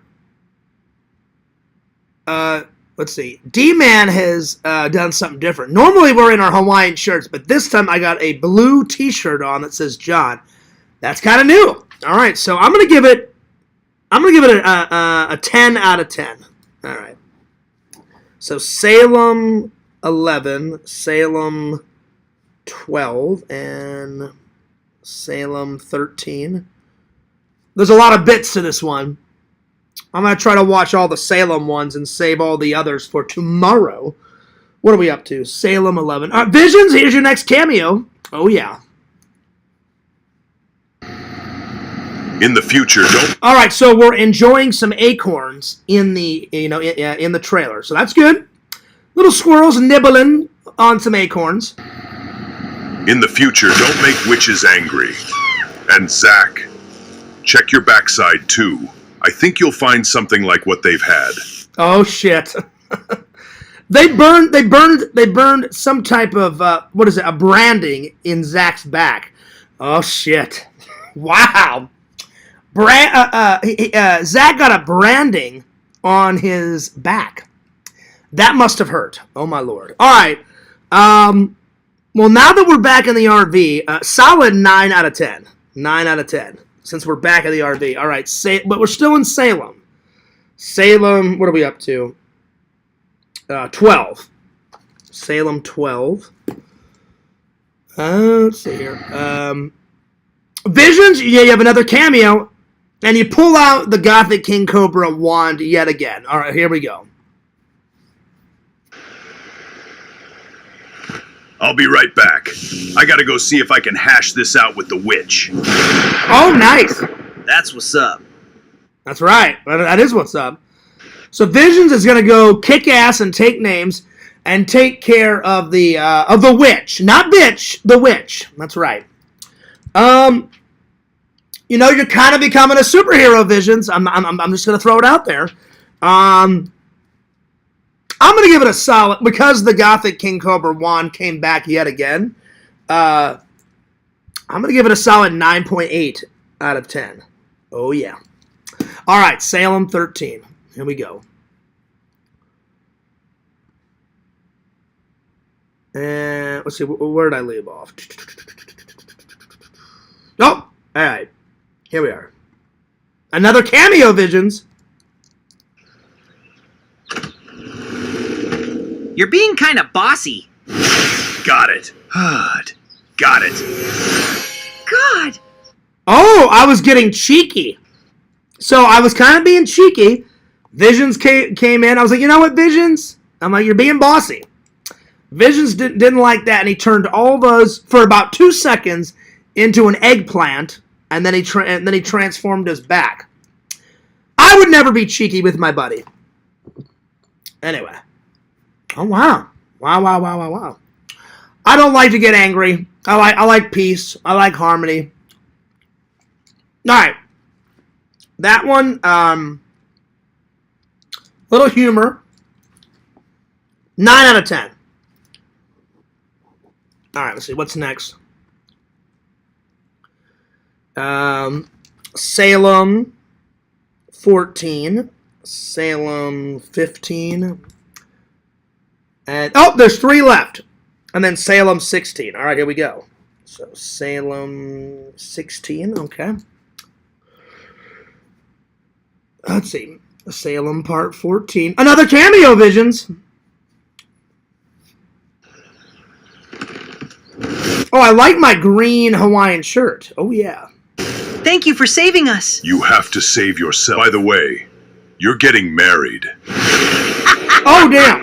No, I'm not getting married. Not yet. Vision says, by the way, Fears, you're getting married, and all of a sudden that witch appears. She's quite ugly. So I'm going to take a pass. But I love the humor. So, an 11 out of 10. Oh, yeah. Dman, you sly, cheeky devil, you. Sly devil. You prankster. Apparently, in the next few adventures, exploring Zach's stomach and why he can't eat bread. Oh, shit. Wow. Well, that's what we have to look forward to. All right, Salem Part, what is it? What are we up to? 15. Here we go. Another cameo, Visions. Who's gonna be my husband? Not me. Congratulations, Dave. That's awesome. Yeah, Fears would say something. I don't know if I would say Dave. I would either say Dave or Zach. I would blame it on them. I'd be like, hey, Zach, you marry that witch from Salem. Have at it, buddy. I'm sure as hell not doing that. Peace. I'd be out of there. Oh, yeah. But I blamed it on Dave. So there you are. Oh, wow. Oh, shit. Dave, my apologies. All right. That was funny. A 12 out of 10. I'm sure the chat is flowing because I haven't looked at the chat in quite a while. I don't have the chat up, so give me a second. All right, the very last one, Salem 16. And then the last one that I'm going to watch is John relaxing and watching a movie in his house. Oh, nice. And there's a nice Jason Voorhees poster in the background. And I've got my Ghostbuster shirt on, and I'm napping on my couch.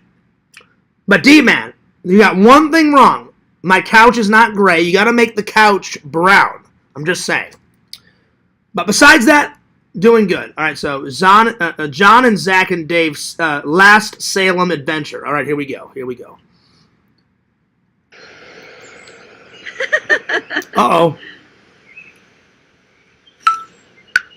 Tina, I'll be home soon. We got something to talk about. So we're in Dave's backyard.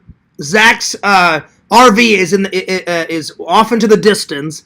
The witch is in a nice, kind of like Glinda, the Witch of the North from Dorothy and the Wizard of Oz, in a white dress, kind of like Glinda. And Dave calls up Tina and he's like, Tina, we definitely got something to talk about. So Dave almost got married. He didn't get married, but he almost got married. That's funny. But Dave, your Hawaiian shirt is orange in this. It's rocking. Oh yeah. That was funny. 13 out of 10. All right, here we go. John. So the very last one, John napping. Oh yeah. I do love my naps. John napping during a movie. Oh yeah. I only fell asleep once last night during the film, so that's good. Didn't fall asleep at all today when I was watching Howard the Duck, so that's good. I'm getting better, because normally I nap at least once through a movie. All right, here we go. John relaxing and watching a movie while I'm napping. Oh yeah, here we go. I'm going to watch a movie and take a day off. Oh yeah. Dang it! I got to watch that movie again. Yeah, exactly. So let me explain what happens. So I say I'm going to watch a movie, relax, take a day off. I fall asleep, and I dream of Kate in the red shorts. And then all of a sudden I wake up, and my phone wakes me up. I'm going to watch a movie and take a day off. So you got Kate in the red shorts, and I'm dreaming, and things are rocking, and then I wake up, and I'm like, damn it, I got to watch that movie again. Dang it! I gotta watch that movie again. I do.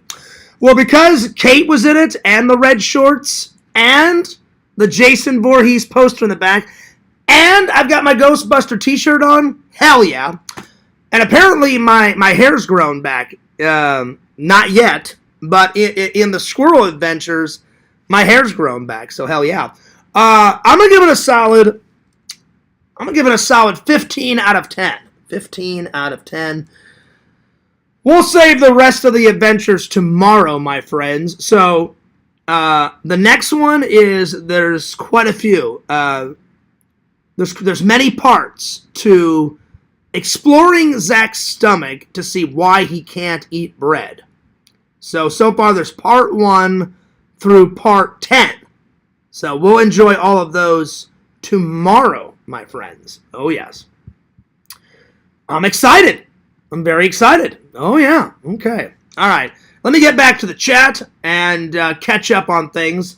Yo, Crackpot, what's up? I'm sure you've been in the chat for quite a while. Let's see. Crackpot says, Fears, I'm having Chipotle. Nice. Way better than Taco Bell. So, Randall, thank you for introducing me to Chipotle, because they don't have that in Missouri. So, I'm going to give it a big thumbs up. Got 2 burritos this time. Nice. Foil ball coming in nicely. Oh, nice. Well, you could have sent me the foil ball, Crackpot, in fan mail, and I would have added it to the foil ball. So, next time, clean off the foil, mail it to me, and I'll throw it on there on camera. Pretty please. I haven't checked the fan mail in quite a while. I'll try to check it tomorrow or Friday. It's been a minute. It's been a while. They would have burned you at the stake. Not me. Not me. I would have been like, the hell with you people. The hell with this town. I could care less about Salem, Massachusetts. You think I'm a witch. I'm not a witch. Fuck you. Peace. Exit. Stage right. Fears. And I would have been out of there. That's what I don't get. Those people waited like, oh, the trial. The trial will save me. I'm like, no, it will not. These people want to kill you and hang you. I would have been like, I'm out. So, yeah. Let's see. Vision says, nice. Oh, yeah. Little cameos here and there. Oh, yeah. Vision says, nice brand deal. True. Wow. Dman rocks. That's an understatement, Visions. Dman is the fucking man. Him and Mrs. Dman. They're very nice people. I hope I get to meet them one day. I really do hope I get to meet them one day, because D-Man's awesome. And him and his wife sent me, because I know I'll probably, I mean, not that I don't want one. I would love one, but I highly doubt I'll get 100,000 subs, and I highly doubt I'll get a real YouTube play button. It would be nice, but I doubt I'm going to get it. Just trying to be a realist. If I ever do get it, I will eat my own words. But anyway, so he sent me him and his wife had one made. I guess off of Etsy or eBay, or I have no idea. And he said, hey, Fears, give this one to Randy, and you keep this one for yourself. And I went, oh, sweet.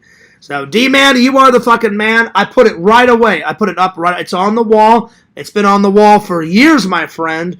It will stay on the wall until I either move and get a bigger place, or if I don't get a bigger place, it'll stay on the wall till the day I die. So there you are.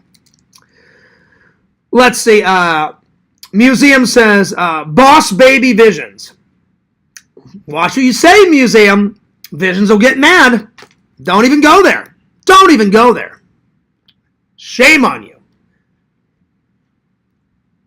You know what I thought, Museum? No offense to you. It was a little crazy what you did to Zach. I don't know why. I don't know if you ever got the money. I don't know if it was a big, elaborate joke. But I'm trying to remember who told me. It was either Dave or Pixel. Said, hey, Fears. This is a while back. He goes, Museum is blackmailing Zach. I'm like, for what? He's like, oh, he's like the AI dick and all that other crap. And I'm like, yeah. And he goes, now he wants like $400 from Zach. And I was like, oh, this is fucking nuts. So, that was a little weird. A little nuts. But, yeah. So, I don't know if you ever got the money, but I hope you didn't, because that's insane, Museum. But anyway. What's up, Pretend Stories? I knew it. The red shorts. What color is Kate's toenails? I have no idea. I have no clue. Crackbot says, Fears, I'll send the foil. Do a little collab. Oh, do it. Do it. I'll unbox it, and I'll throw it right on. Hell yeah. Well, thanks, buddy.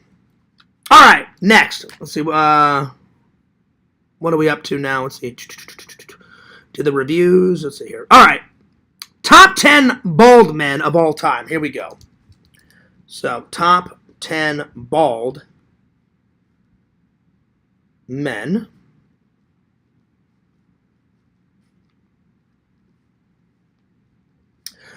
Well, I gotta say, number one, me. So, John Fears. And I guess this one counts. He's not a real person, but he's a character in a film. Gotta go with Lex Luthor, because he's always bald in every version of Lex Luthor in Superman. So Lex Luthor.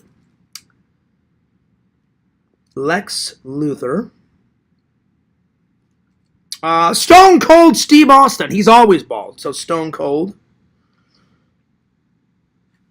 I gotta say Dave. You know, Dave's always bald, you know. So Dave. Let's see here. Who else?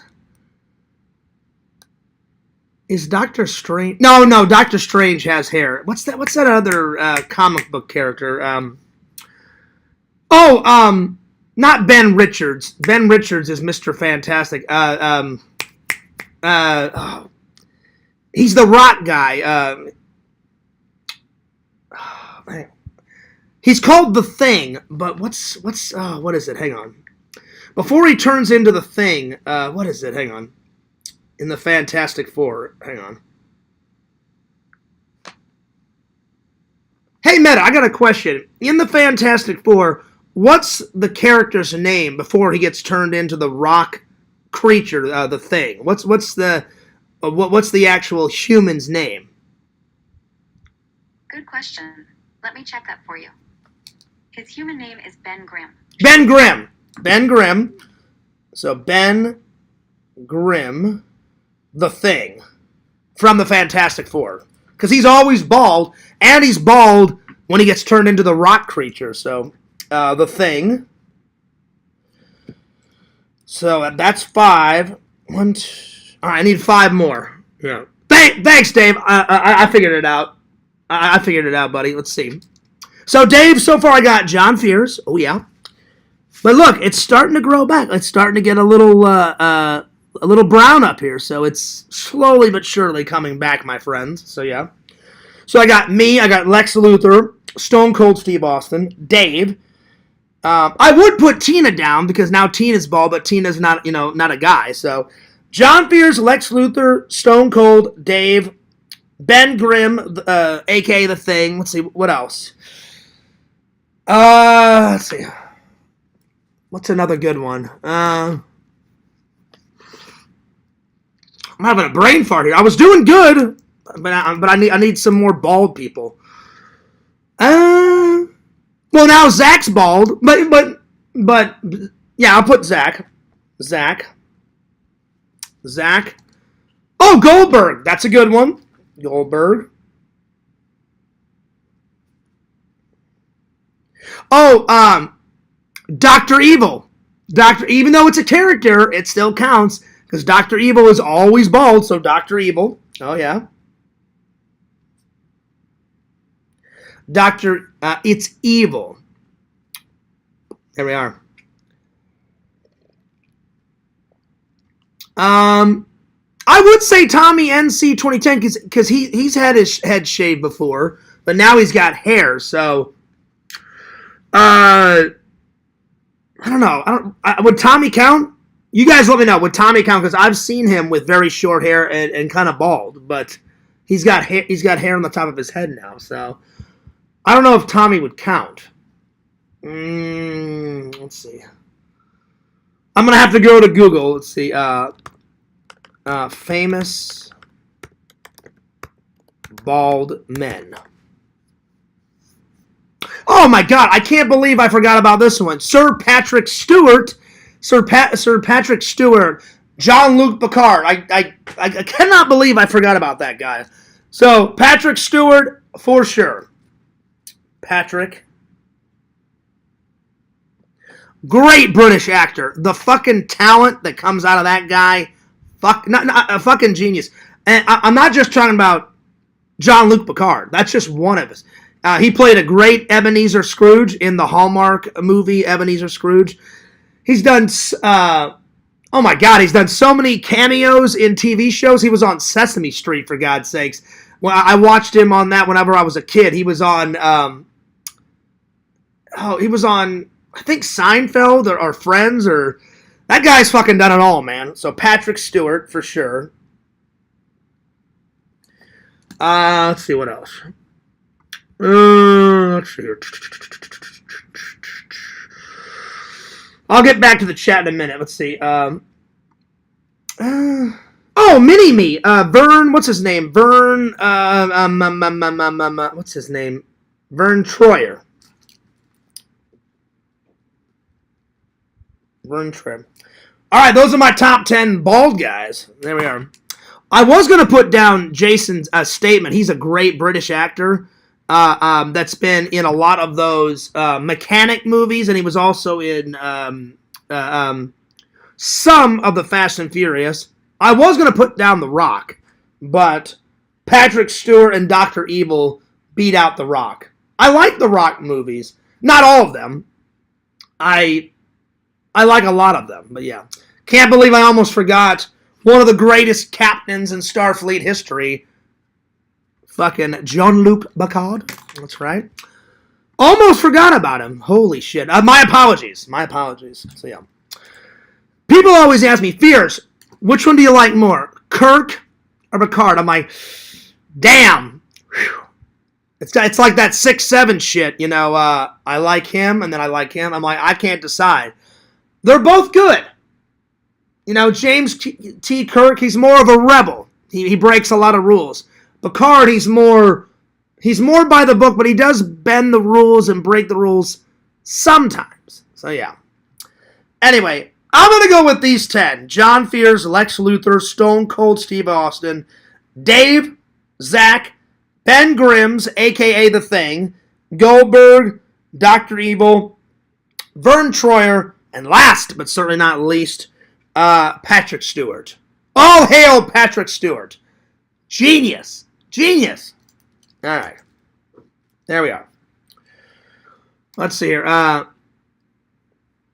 John, you don't have to remind us that Tina is a woman. Well, I just wanted to make sure because I was like, I don't want to offend anyone. I'm just saying Tina is bald. I would put her down, but maybe, you know what? Tomorrow I'll do the top 10 bald women. And Tina will be at the top of the list. So there we are. That's what I'll do tomorrow. That'll be a topic for tomorrow, my friends. All right, next. Best TV episodes, part dosage, because yesterday I only got to a slither, a tad of my favorite television episodes. Yesterday here's what we got yesterday. Encounter at Farpoint, the best of both worlds, one of the best episodes ever. It's a two-parter from Star Trek Next Gen. Chain of Command 1 and 2. That's another two-parter episode from Next Gen. The City on the Edge of Forever is my favorite original Trek episode. Ship in the Bottle, that's another good one from Next Gen. 101-00010 is another great episode from Next Gen.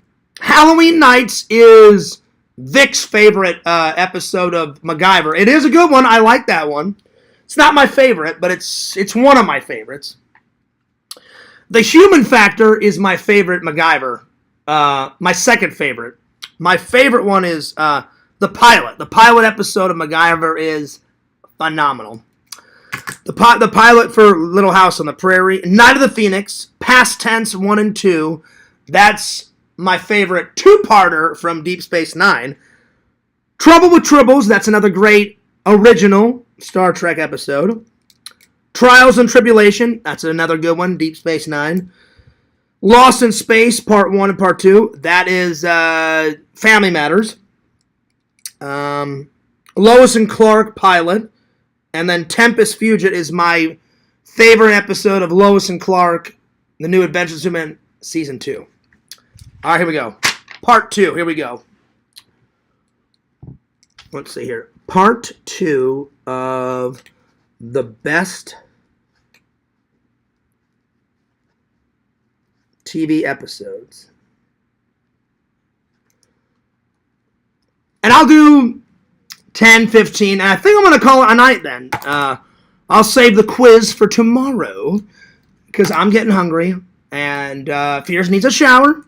So yeah, because we've been at it for an hour and 47 minutes, so almost 2 hours. So we got through, let's see here, we got through Dman reviews, 2 film reviews, top 10 bald, and then we're going to finish. Yeah, so we did 4 topics today. Not too shabby. Tomorrow, I'm going to get to Lantern's. Lantern gave me a whole bunch of candy, and I've been slowly but surely doing a lot of food reviews. So tomorrow, we're going to be doing Lantern's last popcorn review. And Lantern wrote on here, Troll Mix. I did not write that. That was all Lantern. So, yeah. And so tomorrow, we're going to do that one. And tomorrow, we're going to do...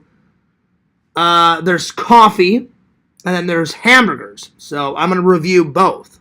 So those will be the 2 food reviews for tomorrow.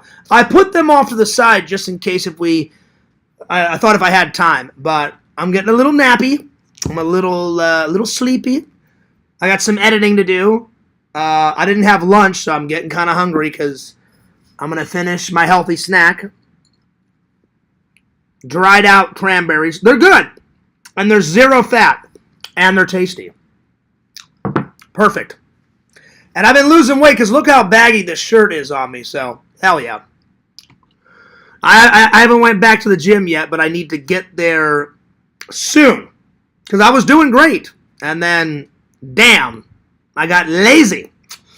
I think we all need to get back to the gym, my friends. Kate, you're doing fine because she's in the gym, if not once a day, twice a day. Because she told me sometimes she works out twice a day, and I'm like, damn, that's good. All right, here we go. Let's see here.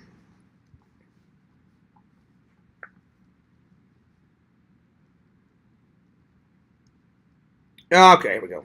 I'll start with 15 if more come to me. Let's see here. Let's see here. Well, I gotta say, Pixel likes this. Visions, you like it. Your brother Abukaki likes this.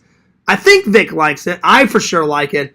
I love Tales from the Crypt in general, but there's a few episodes that I actually like. The Christmas one is phenomenal, where the woman kills off her husband. She's like, oh yeah, I'm going to collect all that insurance money. Yeah, fuck my husband. Yeah, he's a piece of shit. And he throws her husband down the well. And then all of a sudden she hears on the radio that there's an escaped mental patient running around killing people. And she's like, oh, I know what I'll do. I'll just blame it on him. So then I can get away with the murder scot-free. And she calls the police and says, oh yeah, the axe murderer's here. And I was like, oh, you're going down. And he breaks into the house, and it ends with the woman screaming her lungs out. And then the crypt keeper says, well, looks like even though she got the money, she's dead, so she can't spend it. So neener. So yeah. I forgot the name of that episode. So that's one of my favorites. I mean, that one's pretty solid. That one's high on the list.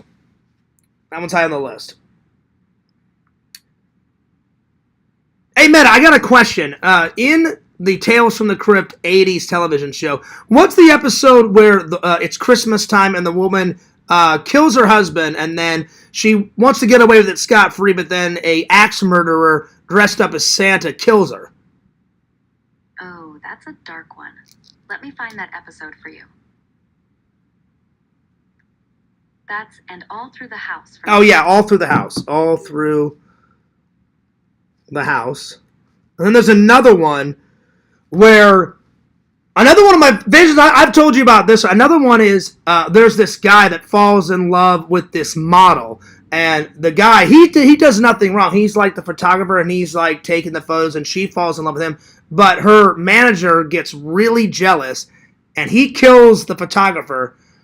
And then the photographer comes back to life and buries her manager alive in his own grave. That one's fantastic. So, yeah.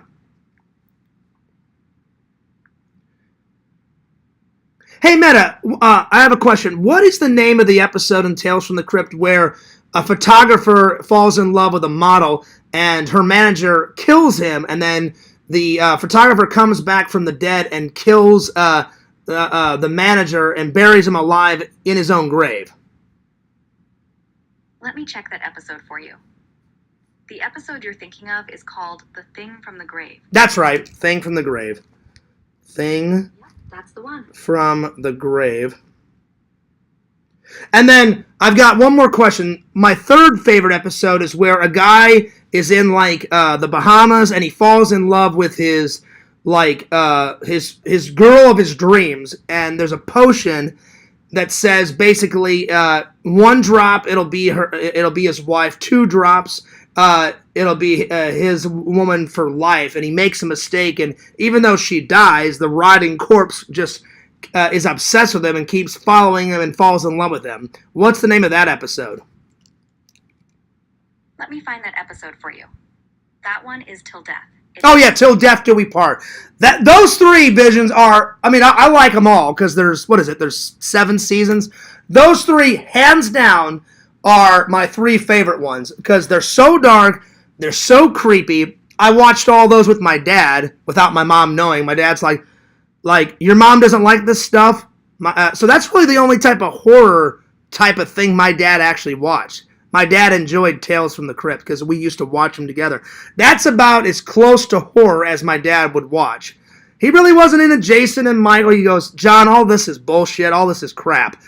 And my dad's like, you want to see a real scary film? And me and my dad, for the first time, we sat down and watched The Exorcist. And my dad's like, hey, what do you think about that?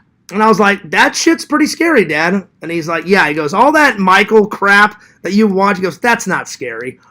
And I was like, yeah, but it's funny. And he's like, you'd never get me. I begged my dad to watch one of those with me visions. And he's like, No offense, John. I'm not into Jason. I'm not into Michael. I'm not watching that. And I was like, all right, fair enough. Fair enough. At least I got to watch The Exorcist with him and Tales from the Crypt. So, thanks, Dad. So, what was the name of that one? Hang on. Till Death. Till Death. Those solid. Those three are my absolute faves from Tales from the Crypt. Visions, have you seen all three of those? If you haven't, watch those three. Oh, they're so good. Let's see here. What's next? I gotta go with the pilot from Star Trek Enterprise, which is Broken Bow, I believe. Hang on. I think that's what it is. Broken Bow. Excuse me. I think that's what it is. Hey, Meta, I got one more question for you. In the original pilot episode of Star Trek Enterprise, the prequel, what's the name of the pilot episode? Is it Broken Bow or is it something else?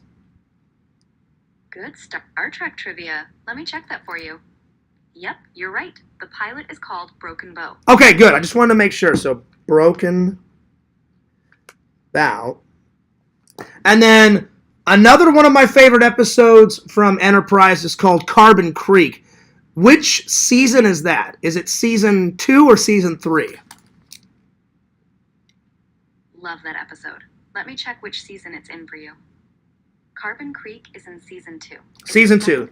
So Carbon Creek. That's a good one.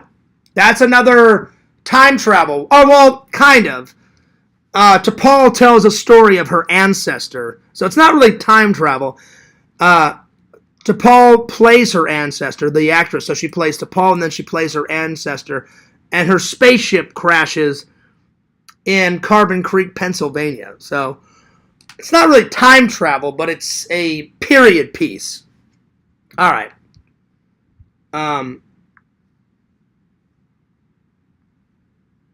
Meta, in Star Trek Enterprise, I believe it's in season 3. What's the time travel episode where they go to 2005 Detroit?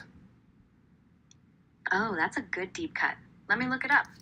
The episode you're thinking of is Carpenter Street. Carpenter Street. That's so those are like, those three are my three favorite from Enterprise. So Carpenter Street.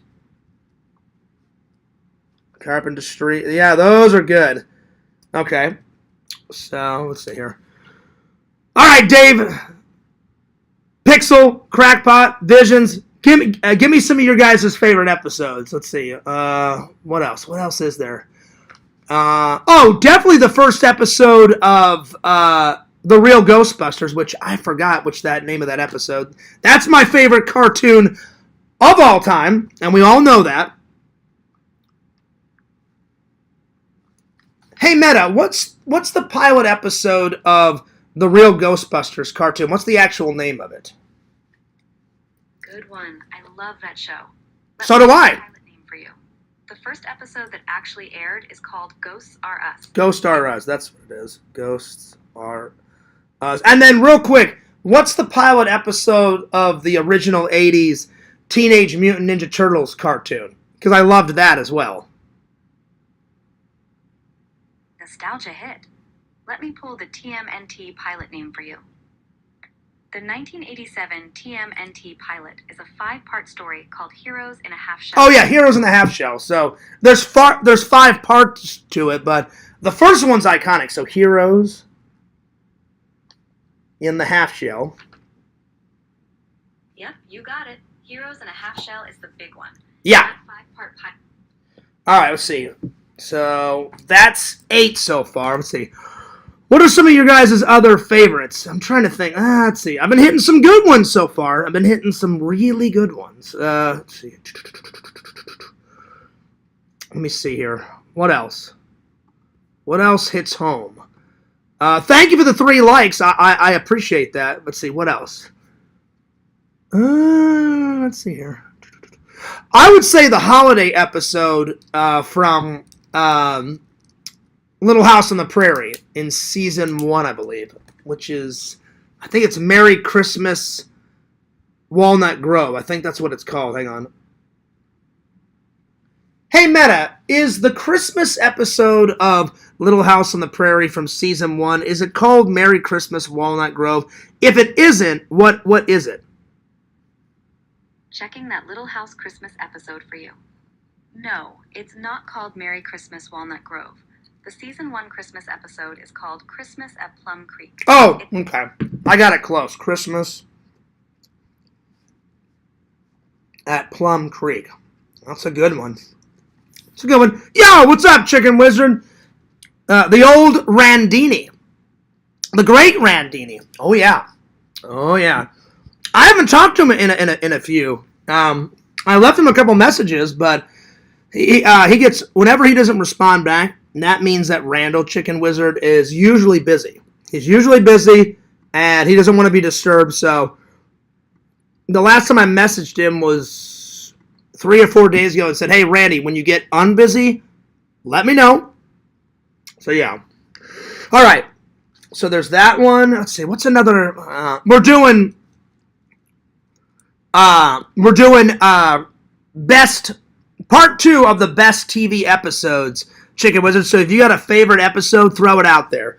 So far, we got All Through the House, Things from the Grave, Till Death, Broken Bow, Carbon Creek, Carpenter Street, Ghosts R Us, Heroes in the Half Shell, and Christmas at Plum Creek. All amazing episodes, and I usually watch all those episodes at least once throughout the year, especially the Christmas one of Little House on the Prairie. There's a couple of Christmas episodes, but that's one of my favorites. So yeah. Definitely some good episodes from Roseanne. Any of the Halloween, I'm just going to write down any of the Halloween episodes, but my favorite Halloween episodes is where they do a parody of A Christmas Carol, but it's, instead of Christmas spirits, it's Halloween spirits, and they're like, Roseanne, you've lost your Halloween spirit. That's how you and Dan Connor, got together at a Halloween party, in high school. How could you betray us? You must, redeem yourself and get your Halloween spirit back. She's like, I don't know if there's hope. Just the Halloween spirits, went out of me. And he's like, well, we're going to take you back into the past and the future. That one's my favorite Halloween episode but I like all of them. She did 9 seasons, and they did, I think, around 8 or 9 episodes of Halloween. So hang on, let me see here. Let me get the details. Thank God for Meta. Hey, Meta, I know that Roseanne, the sitcom, had 9 seasons. How many total Halloween episodes did they have? Good question. Let me check that for you. There were 8 Halloween episodes in the original Roseanne run from season 2 through season 9. They started with Boo in season 2 and ended with Satan Darling in season 9. Okay, what's the Halloween episode from Roseanne where Roseanne Connors loses her Halloween spirit and 3 Halloween ghosts help her get her Halloween spirit back? That's my favorite episode. Oh, that sounds fun. Let me find that one for you. That's Halloween 4 from season 5, episode 7. Okay. All right, so Halloween 4. So that one for sure is going on the list. Oh, yeah, that one's good. Halloween 4. So that one's Visions. If you haven't seen that one, watch that immediately, because that one's, they're all good. Like she just said, there's 8 episodes of Halloween, but that one is by far, in my opinion, the best. Okay, let's see. What else? I'm looking at my TV section. What else? What else have I not covered? Oh, Saved by the Bell. What's the one? Oh, I think it's called Cut Day, where he, hang on. I think that's what it's called. That one's one of my favorite episodes from Saved by the Bell. Hey, Meta, there was 4 seasons of the original Saved by the Bell. What season is the episode where Zach cuts class and all of his friends cut class, and it's like senior cut day? Oh, that classic senior cut day episode? Let me look it up. That episode is called Cut Day, and it's from season 3. It's episode 23 of season 3, where Zach... Okay, so Cut Day. That's one of my favorites. I mean, there's a lot of Saved by the Bell, but that's one of my favorite. Another one is when they have like a prank war, because I did that in senior year. I've told you guys the story. I went to Fort Zumwalt West, and our rival was South High. And in my area where I lived in St. Louis, there was 4 major North High, South High, West High, and East High. So my rival, West High, our rival was South High. East High had North High as their rivals. So they did a prank war against them, and we did a prank war against South High. So that's another episode that I need to look up. Hey, Meta, in Saved by the Bell, what season is the episode where Zach and Slater have a big prank war against Valley? Oh, that's a classic episode. Let me look it up. That prank war episode is called Save That Tiger, and it's from season 1. Save That Tiger, that's right. So those two are, without a doubt, 2 of my all-time favorite episodes. So, Save the Tiger. Oh, yeah.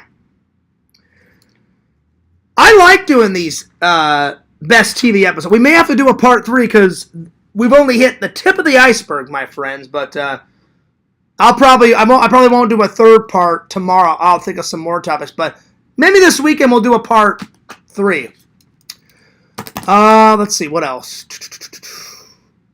Oh, definitely the pilot for The Incredible Hulk. That one is phenomenal, the 70s one. So, the pilot for 70s Hulk. Oh, that one is phenomenal. That one is phenomenal. If you guys have not seen that, I'm sure you guys have, but for anyone that hasn't, epic. Going nuts. Going ballistic.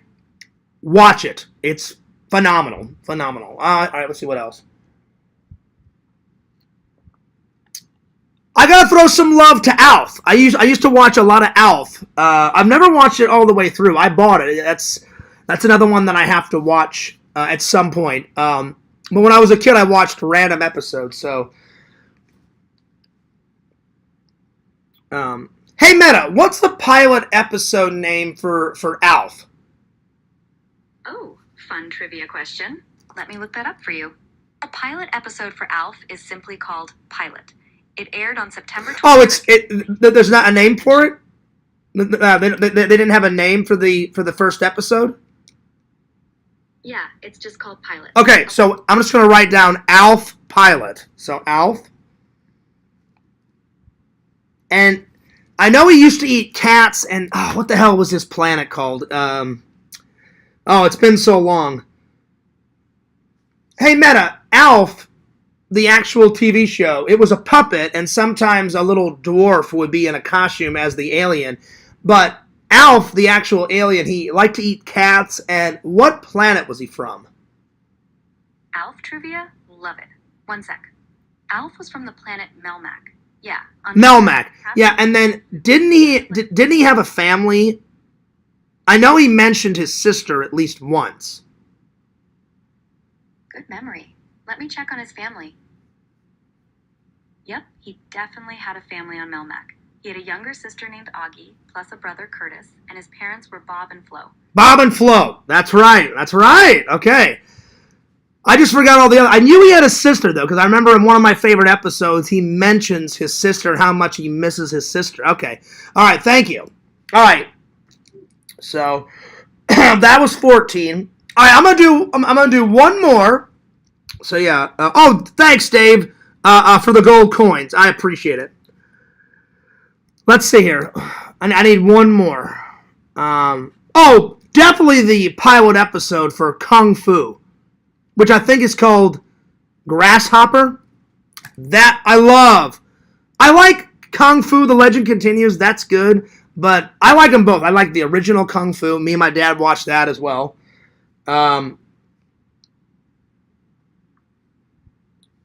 Hey, Hey, Meta, what's the pilot episode name for the original TV show of Kung Fu? Kung Fu pilot episode. Checking that for you.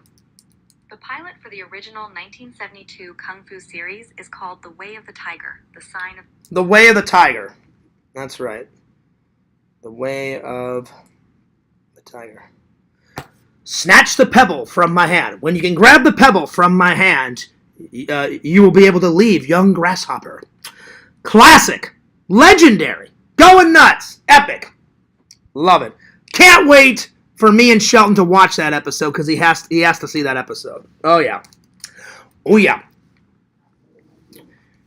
Fears is very nostalgic. I love watching new stuff, but I love watching, my oldies but goodies, my favorites. So, all right. I think that's a good place to stop. D-Man, we've got that much left. So I got to fill in this part for tomorrow, and then there's one little spot here that I need to fill in, and yeah. So that's where we'll start tomorrow, my friends. All right. Whew. There we are. I'm taking off, but Fears loves you guys. Fears cares about you guys. I hope you guys have enjoyed the show. I know, sure as hell, I enjoyed the show. Pretty solid show. Thanks for the 3 likes. Thanks for all the donations, as always. Fears loves you. Fears cares about you. I'll see you guys tomorrow. I'll work on some more vlog stuff tonight. Hopefully I can get a vlog up by this weekend. I hope. Fingers crossed. All right. I'm taking off. Time for some plugs. Don't forget to like, comment, and subscribe to my buddy and your buddy, Chicken Wizard Chicken Junkie. Oh, yeah. Subscribe to Yakvo, Yakovich, Yakvoniich, Yakvoich, Yakov Petrovich Sr. on YouTube.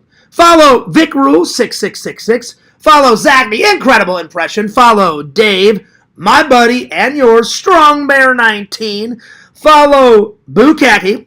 Follow Visions, Lord Visions, King of the Goths. Go to www.exhumevisions.com.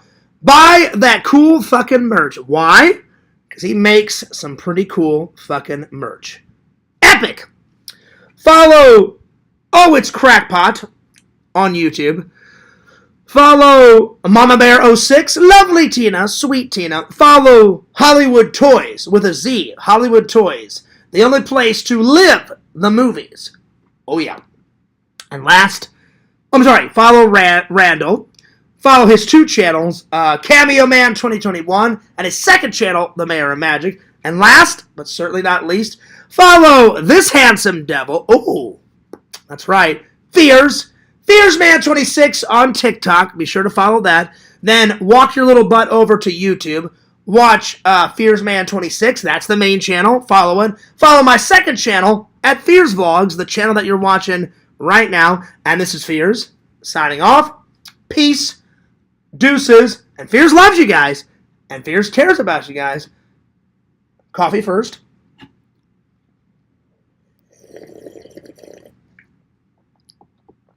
All right, and I'll see you later.